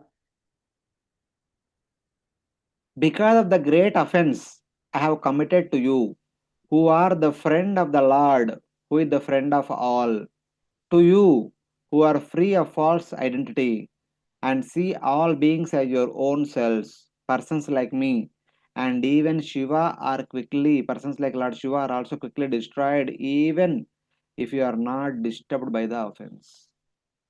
So, personality like you are equal to all. Because you are Brahma Jnani, you are already self realized, you are friend of the Lord, you are friend of all people, you are free of false identity, and you see all beings as your own self. And by offending such a person, even a person not like Lord Shiva also gets destroyed in no time. Even though you may not take it as offense, but just by offending you, by a person like you, even a personality on the level of Lord Shiva also gets destroyed immediately. So please forgive me for my offense. But I do not suffer because of your offense. What is the question of counteracting it? Like that Brahmana Bharata says. Then the king says, even though you are not disturbed, but person like me get destroyed. Even person like Lord Shiva are also affected. Even though you may not take the offense seriously, but the offense itself has taken place, that offense will destroy me. If the offense can destroy the person like Shiva, then what to speak of me, ordinary person?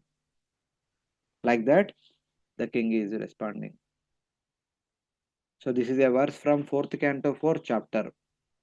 4th canto, 4th chapter is all about Daksha episode only. Naschariyam yetadyad asattu sarvada mahadvininda kunapatmavadishu Shresham Mahapurushapada Pamshubir Nirasatejastadeva Shobhanam. It is said that it is not surprising that the materialists claiming that the gross body, the soul, constantly criticize the devotees with envy and become deprived of their powers by the dust from the foot of the great devotees. The great devotees may not take the offense seriously, but the dust from the feet, from their feet, takes it seriously. The dust will destroy the offender. The glory of that criticism is that the result it gives. When somebody, the materialist criticizes a devotee, the criticism will make sure that the materialistic person will be destroyed. The person may not take the great devotee may not take it seriously, but the dust of that great devotee will take it seriously and make sure that this person will get the results. That's why, even though you may not take it seriously, but the dust from your lotus feet, the offense itself will take it seriously. That will destroy me. It can destroy even Lord Shiva, then what to speak of people like me? So, like this, the king completely surrenders and begs forgiveness and requests and counters the answer so that the sage can speak more. So, like that. So, this is how King Rahugana submitted or surrendered at the feet of Brahmana Bharata, who was acting like Jada. Hare Krishna. Any questions till now in this chapter?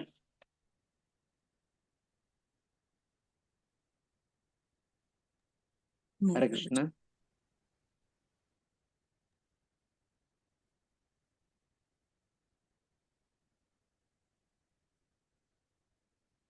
Devotees, are there any questions till now? You're able to follow? These chapters are a little tough. Chapter 10, 11, 12, 13, 14. 10, 11, 12, 13, 14. 5 chapters. They are very tough to follow, very technical to follow and understand. And don't worry, whatever we can understand, whatever way we can follow, that is fine. Yes. Thank you, Prabhuji.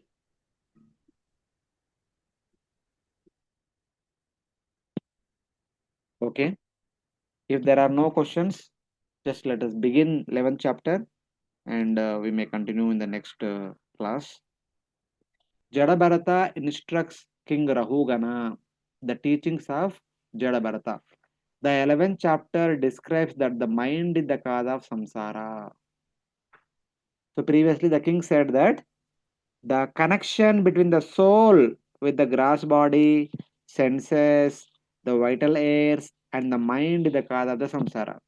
But in this chapter, the king Rahugana is going to say that the real cause of samsara is the mind. That it has many transformations, and that by engaging the mind in bhakti, one can become freed from samsara. Mana eva manushyanam karanam bandha mokshayo. The mind is the cause for the human beings. For the human beings, the mind is the cause of the bondage as well as the mind is the cause of liberation. When the mind becomes attached to material opulences, material things, it becomes the cause of bondage. When the mind becomes attached to the spiritual things, the mind becomes cause of liberation. Manayeva manushyanam karanam bandha mokshayo.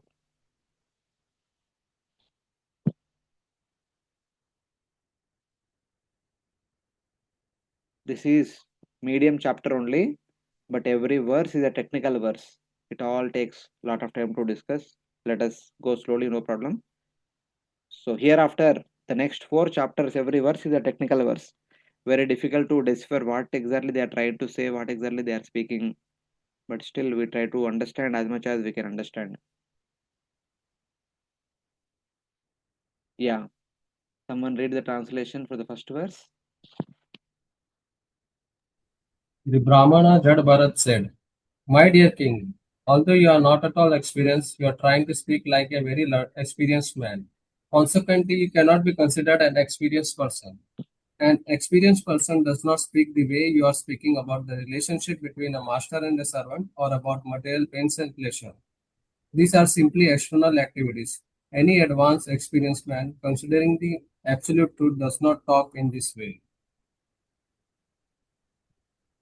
Just like Lord Krishna chastised Arjuna in the beginning of the second chapter.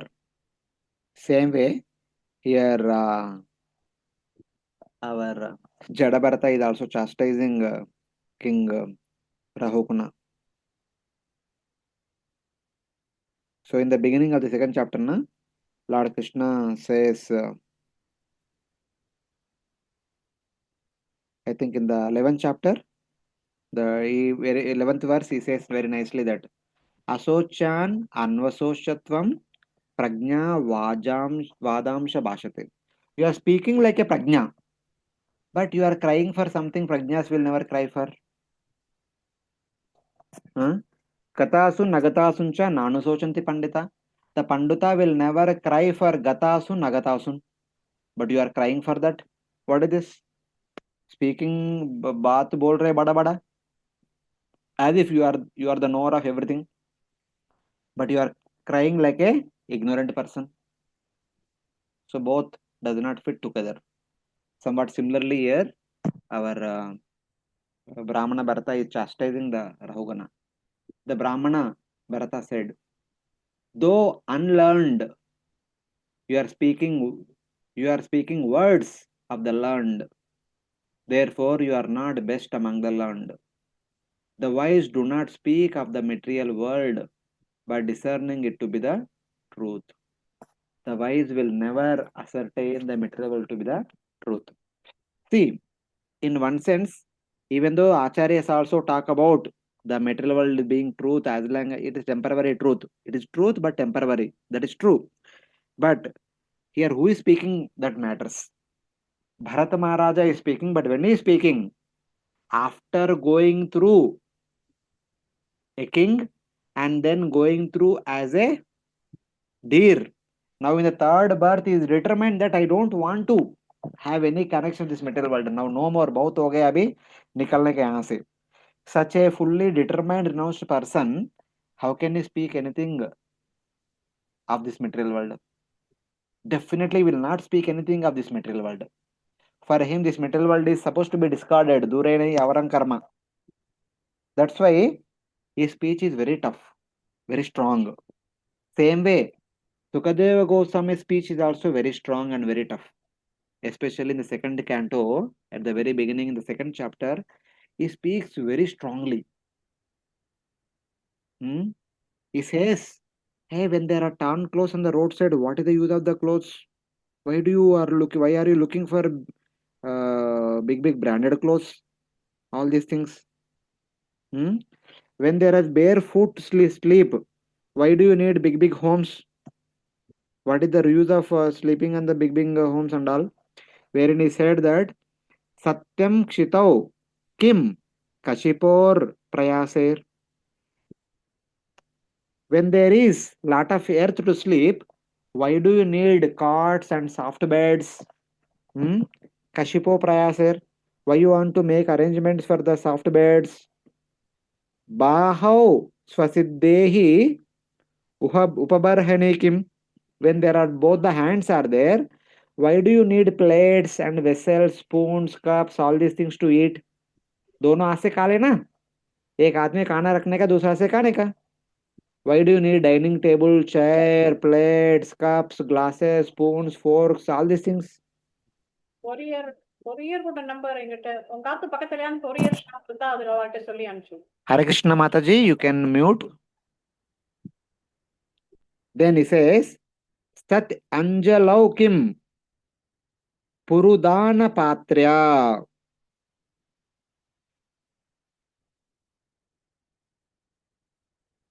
There are lot of rivers which are providing water. When you have both the hands, you can directly take the water and drink. Then why do you need water pots, water bottles, this, that, all these things? Dig Valkalado Satikim Dukula. There are tree bogs and torn clothes lying on the roadside. Why do you need fresh clothes? Chiranikim Patina Santi Dishanti Bhikshum.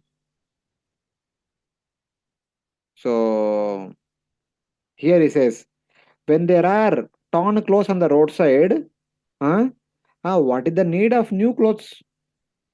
Then Naivangripa Parabrutas Saritopi Ashushan. Naivangripa Parabrutas are the trees. Angripa means the trees which are nourished by the roots. Angripa. Are the trees are not giving you fruits? Are the rivers are not giving you water? Ruddha Guha Kim Ajito Avati Nopasanna. Are the caves are not giving you shelter to take rest, to sleep in the night time? And then finally, Ajito Avati Nopasanna is Lord Vishnu. Ajita is not protector, not protecting the jivas anymore. Kasmat Bhajanti Kavayo Danadurmadanda. Then why are you glorifying the Danadurmadandas? Why are you becoming the chela of a Danadurmadanda? Why are you flattering the Danadurmadanda to get some money for all these things? So these are the words spoken by Sukadeva Goswami. He was also very strong. Because of one's own personal behavior, personal lifestyle, one speaks like that. Many times, whatever we speak, it is decorated or it is manufactured by the way we live our life. Our lifestyle has 100% influence upon what we speak. Here we can see same thing. You are not learned, but you speak words of objection like those of the wise. Therefore, you are not the best among the very wise, since the wise do not speak of the material world and its objects with deliberation and truth, calling the object substantial while giving examples since both have false. You have quoted two examples. Both the examples are false only. No learned person will give such kind of examples. You have given the example of the fire applied to the pot which heats the milk, which cooks the rice. In this example, there is connection of the material part with the material fire. All these things are grass only. All these grass elements only. The nature of these grass elements is not same as the material body and the spirit soul. Then your example is not at all valid. It is not at all comparable example. However, there is no contact of the material senses with the liberated Atma, a spirit particle. Thus, fatigue of the body does not mean fatigue of the Atma. In a liberated state, the Atma does not have any connection with the material body and senses and the pranas and the mind. The senses may be doing hundreds of activities, but the Atma is indifferent to all those activities. Atma remains as a witness. Because the conditioned jiva is covered by the material body, the conditioned jiva experiences fatigue because of the fatigued body, which is material. Your inference fails because you cannot say that you, a conditioned jiva, are the same as me, the liberated jiva. Your explanation may be relevant to a conditioned jiva, but that is not relevant to a liberated jiva who is like me. So I speak from the platform where I am. So, like that. In this way, Bharata Maharaj in the very first verse is kind of counter the answer given by Jada Bharata also. But Mimamsakas do not consider, here somebody may say that, but Mimamsakas do not consider anything except attainment of Sarga, the goal of life. Thus, what is the use of discussing the truth? That the Mimamsakas talk about going to Sarga only. If you say everything is illusory, everything is temporary, there is no meaning to be king, there is no meaning to be going to Sarga and all. But the Vedas which you talking about also talk about this one. The purpose of life is to go into Sarga. That is true. Talking about the highest truth is not for the ignorant or unqualified. That is explained in this verse. Yes, what you said is true. What Vimamsakars are saying is true. What Vedas are saying is true. But that is only for those people who are not interested in real Atmajnana. That is only for the people who are influenced by the flowery words of the Vedas. For them it may be true, but it is not the absolute truth. So they may say all these things, but that is not the ultimate truth of the Vedas.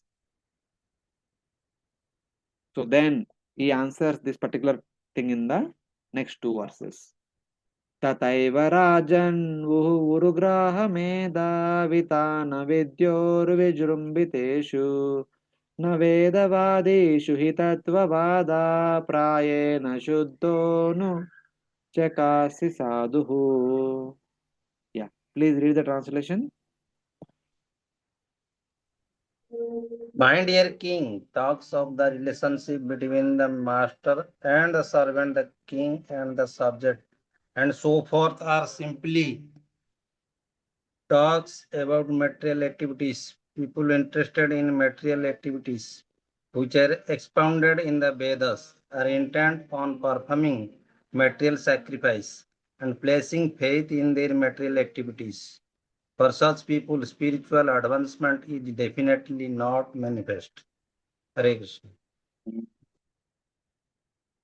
Discussions on the absolute truth, which are devoid of violence and passion, do not generally arise in Vedic statements, filled predominantly with knowledge about proliferation of the household sacrifices. Yes, that is true. The Vedas mainly talk about how to go to Svarga. In such portions, there is no discussion about absolute truth. That is true. I do agree. But that does not mean that this is the final essence of the Vedas. Just as spiritual discussion does not arise in daily mundane activities which give visible results, so spiritual discussion certainly does not arise in Vedic statements manifesting prominently as a proliferation of sacrifices related to household life with unseen results known as karma. Just like the people around us, ordinary people on day-to-day basis who are busy with their day-to-day activities, they don't talk about so much about going back to Godhead. They will never say that I'm doing all this job to go back home back to Godhead. I'm earning a lot of money to go back home back to Godhead. Like that, they will never speak. They'll say that I have a family, wife, children, parents. I need to take care of them. I need home loan. I have home loan. I have car loan. This that. So I need to work. I need to maintain them. So these are the normal talks of the people in general. Even many times among devotees also have all these things. Same way, since the Vedas are the manual about how to live in this world, normally they may not talk about going back home back to Godhead. Generally, they prescribe so many rules and regulations about how to live dharmically in this world. Yes, that is true. But only those who go behind them, they will understand something more, the bigger responsibility than this.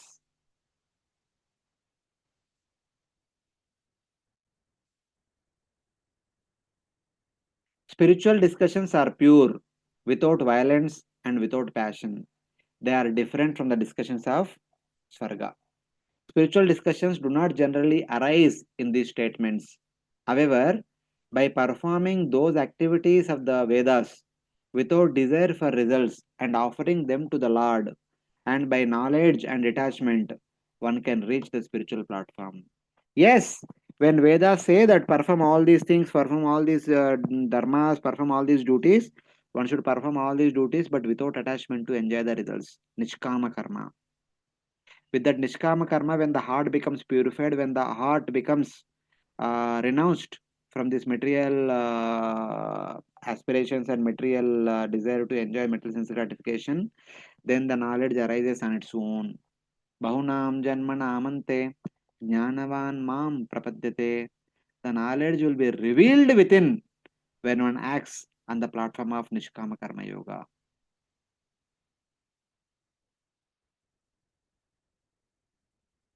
What was that verse from NOD? Shravanadi Shuddha Chitte Karoi Uday. Ata Sri Krishna Namadi.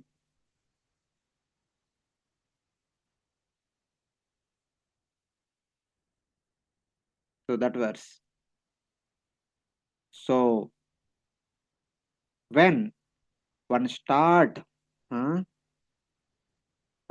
engaging one's senses, jnanajas and karmajas, service of Supreme Lord, slowly, the Krishna Prema which is hidden in the core of the heart will be revealed. The knowledge will be revealed eventually as we perform all the activities for the pleasure of the Lord. So in that way.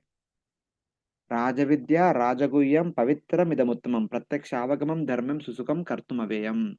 When one engages all the rules and regulations prescribed in the Vedas, that Rajavidya and Rajaguhya becomes revealed eventually in due course of time. But it is not imprudent to say that you have a method of giving the karma is the truth, but then saying that you will not teach them.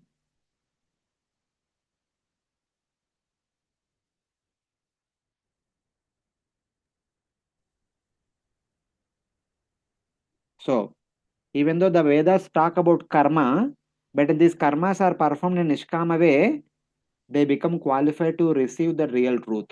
This is the method which is meant for the practitioners of karmas. They need to be encouraged to perform all the karmas in a Nishkama way, then they become qualified to realize and understand the Tattvajnana. The heart becomes pure to receive the Tattvajnana. So that is the method recommended in the Vedas. Yeah, apparently at the beginning they may talk about all the karmas. So many do this, do that, do this, do that. But the intention is to perform all the karmas in a nishkama way to purify one's heart. Then the heart becomes qualified breeding ground to receive the transcendental knowledge, which is the more secret of the Vedas. Rajavidya, Rajaguyam. So in that way. Hare Krishna Prabhu. Yes, Prabhuji. Guruji, in previous slide, it is mentioned that Veda speaks about the visible result, and Ah, yes. and Vedas have so many active prescribed rules and regulations, and they also tell you that you do this, you will get this. You will do this, you will get results. That is true. That is natural, na? For a practical world, that is required. Otherwise, how will the world function? with most of the sacrifice, we get the result in the next life. No? In this life also, somebody may perform sacrifice to get a good son. Son will be born in this life only. Those yajnas which are meant to take one to Sarga, that one will get in the next life. Not that every yajna is meant for Sarga only, na? There are some yajnas are meant to give us job, meant to give us wife, meant to give us children, meant to give us this, meant to give us good health, meant to give us this, that, all these things. So many things are there.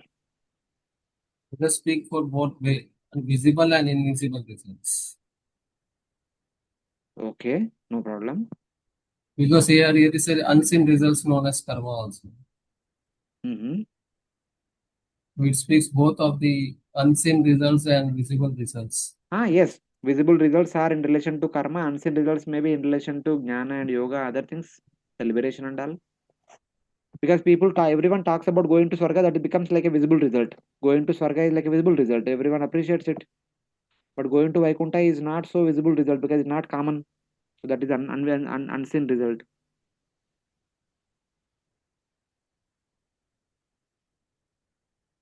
So in that. Understand proliferation of sacred related to household life with unseen result known as karma. Here karma is said as unseen results. It's okay, Prabhuji. See, you can take unseen result as going to Swarga also unseen result.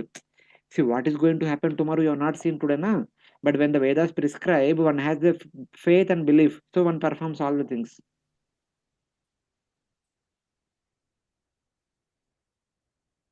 Just as spiritual discussion does not arise in daily mundane activities which give visible results, similarly, the spiritual discussion certainly does not arise in the Vedic statements manifesting prominently as a proliferation of sacrifice. Proliferation means glorification. Glorification of the sacrifice related to household life with unseen results known as karma. Unseen results means going to Swarga.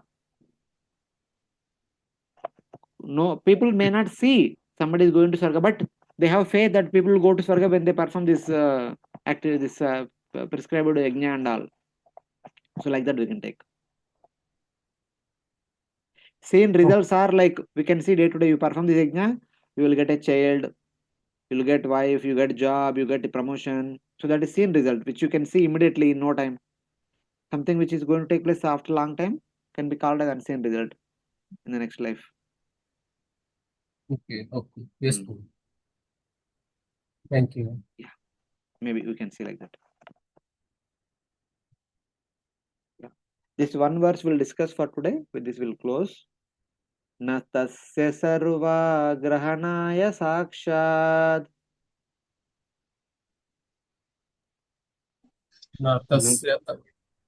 Yes, Prabhu, continue.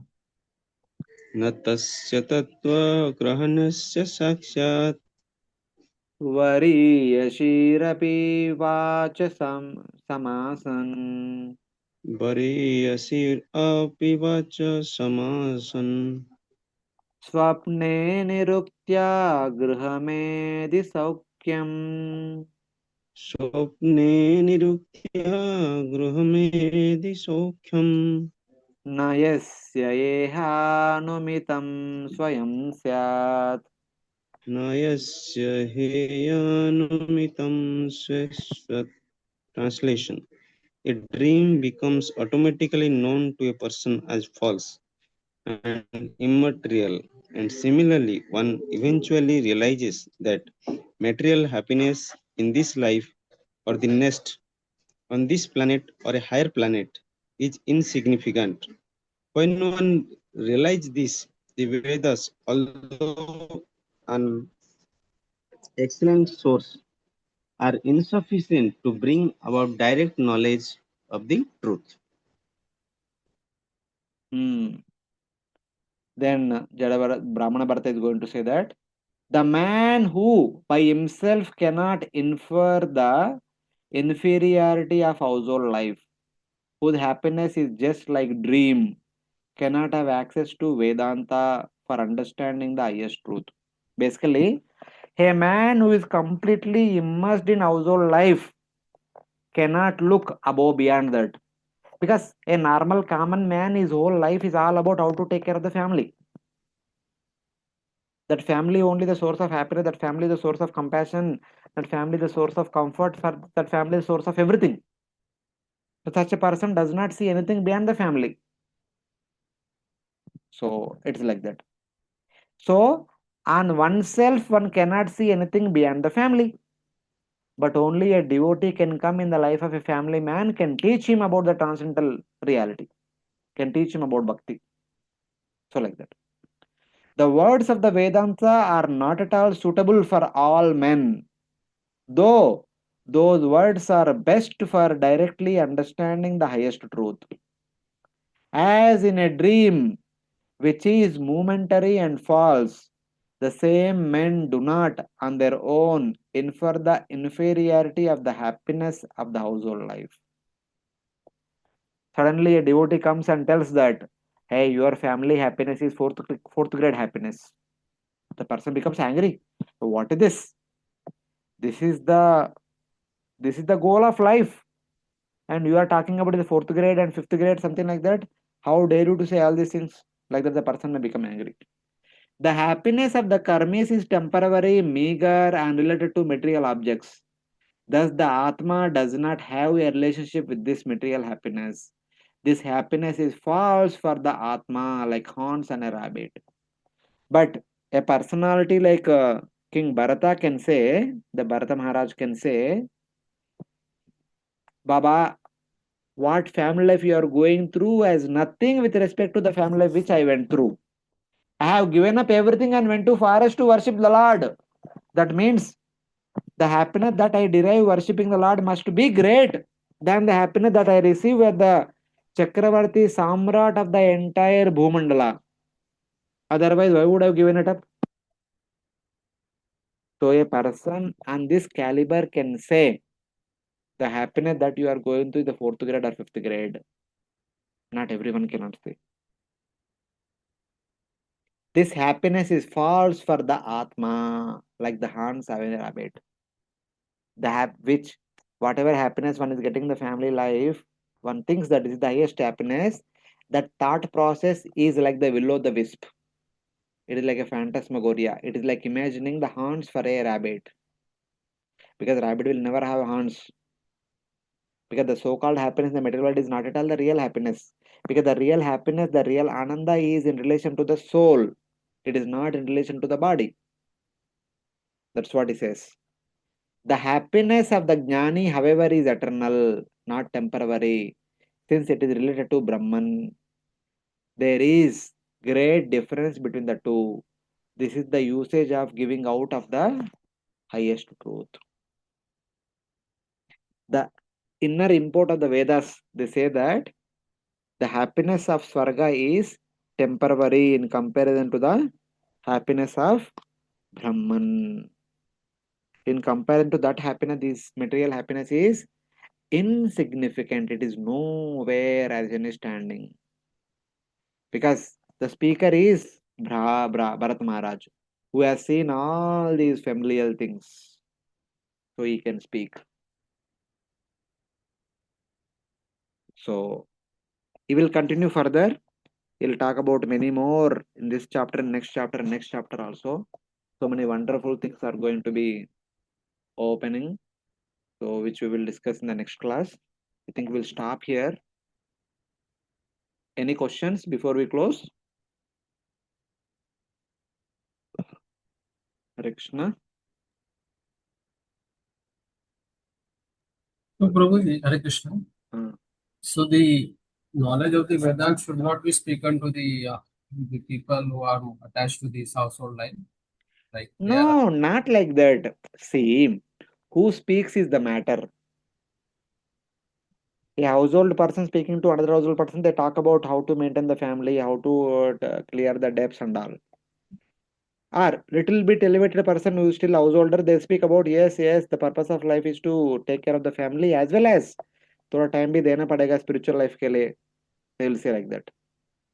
But a person like Brahmana Bharata, what he will say? Will he say that you need to live in household life?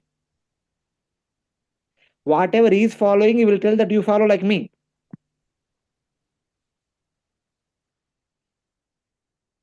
But that would not be As simple as that. Huh? that would not be practical for the household, no? You cannot be. That's why he did not speak to anybody. He is speaking to King Bharata, King Rahugana. For the first time, he is opening his mouth. Even Sukadeva Goswami also never spoke to anybody. Only since Parikshit Maharaj asked him questions, he spoke out. Otherwise, he did not speak because other people cannot follow this. What Sukadeva Goswami is speaking in the Bhagavatam is impractical for ordinary people. That's why he never opens his mouth ordinarily. Only when a suitable person is there, only when the person is interested, then only he speaks.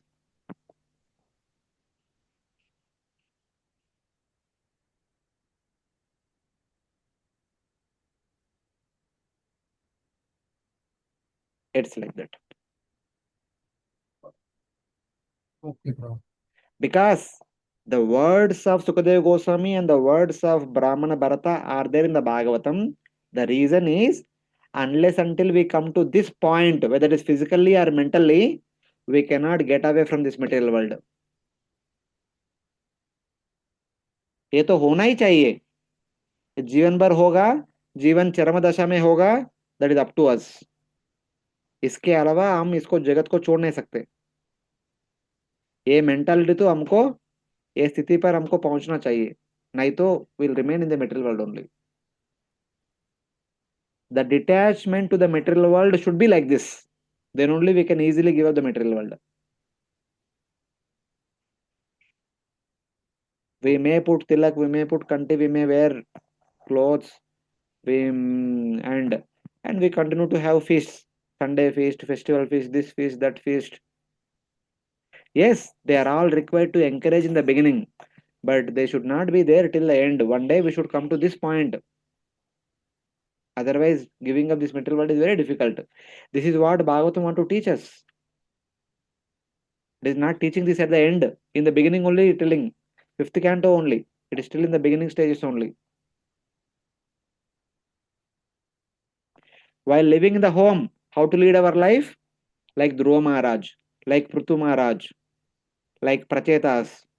Even if somebody is going astray like Prachina Barhi, personality like Narada Muni will come slowly, slowly they will teach him. Go in the right path.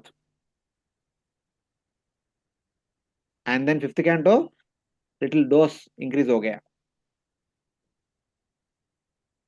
At least while living at home, yes, like them, but at one point of time we should renounce. When we renounce, this should be our temperament, this should be our mentality.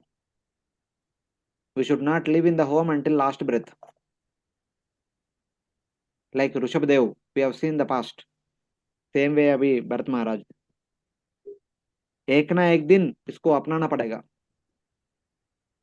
May not be today, but एक दिन तो यहाँ तक पहुंचना चाहिए. नहीं पहुंचेगा तो इधर ही चलता रहेगा गाड़ी.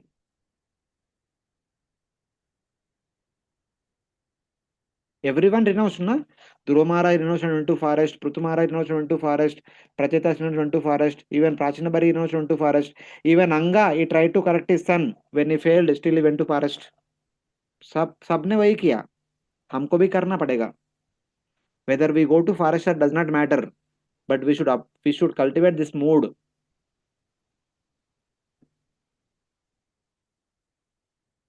We have to get detached from this world. Yes.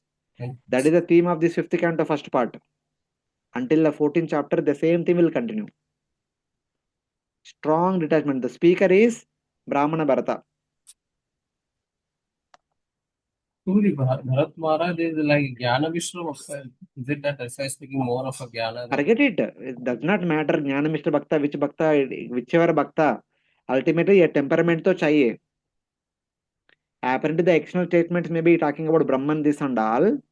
Yes, at the basic level, Brahman means transcendence. It includes Brahman, Paramatma, Bhagavan. It is not just ending at Brahman only. It includes for all the three levels. The mood should be same for everyone. Detachment is detachment, whether one may be a Jnana Mishra Bhakta or Karma Mishra Bhakta or a devotee. The mood is mood. It cannot change. Detachment is detachment.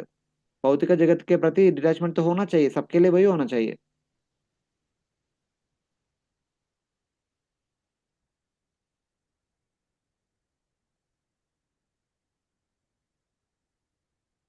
The principle of detachment is same. The details, yeah, somebody may be too serious, somebody may be moderately serious, somebody may be basically serious. We don't know. But in the case of Bharat Maharaj, is too serious because he has seen through 3 lifetimes. Now he does not want to go to the 4th lifetime.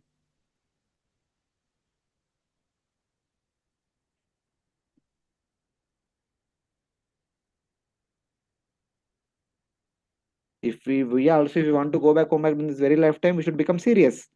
Otherwise, जब होगा तब होगा होने दो. Then no, superficially we can be ऊपर ऊपर भक्त. ऊपर ऊपर हाँ, then और क्या बोलेंगे. for going deep, we need to be serious and ऊपर ऊपर भक्ता means externally we are behaving like a devotee, but internally we are cultivating the materialistic attitude. So like that. ऊपर ऊपर.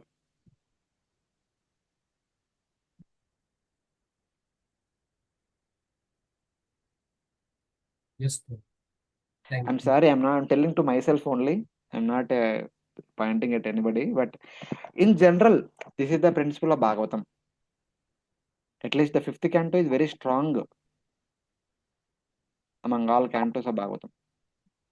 Strong is very technical also. It is technical because we never delved in technical topic. Details. Mm. Okay. Other devotees, anybody? Any questions? So no problem. So next class we'll continue with the 4th verse onwards. So next week, mostly I may not take any class. That's why I said we can have the exam until chapter 10. So I will be traveling on that day. That's why I'm not taking class.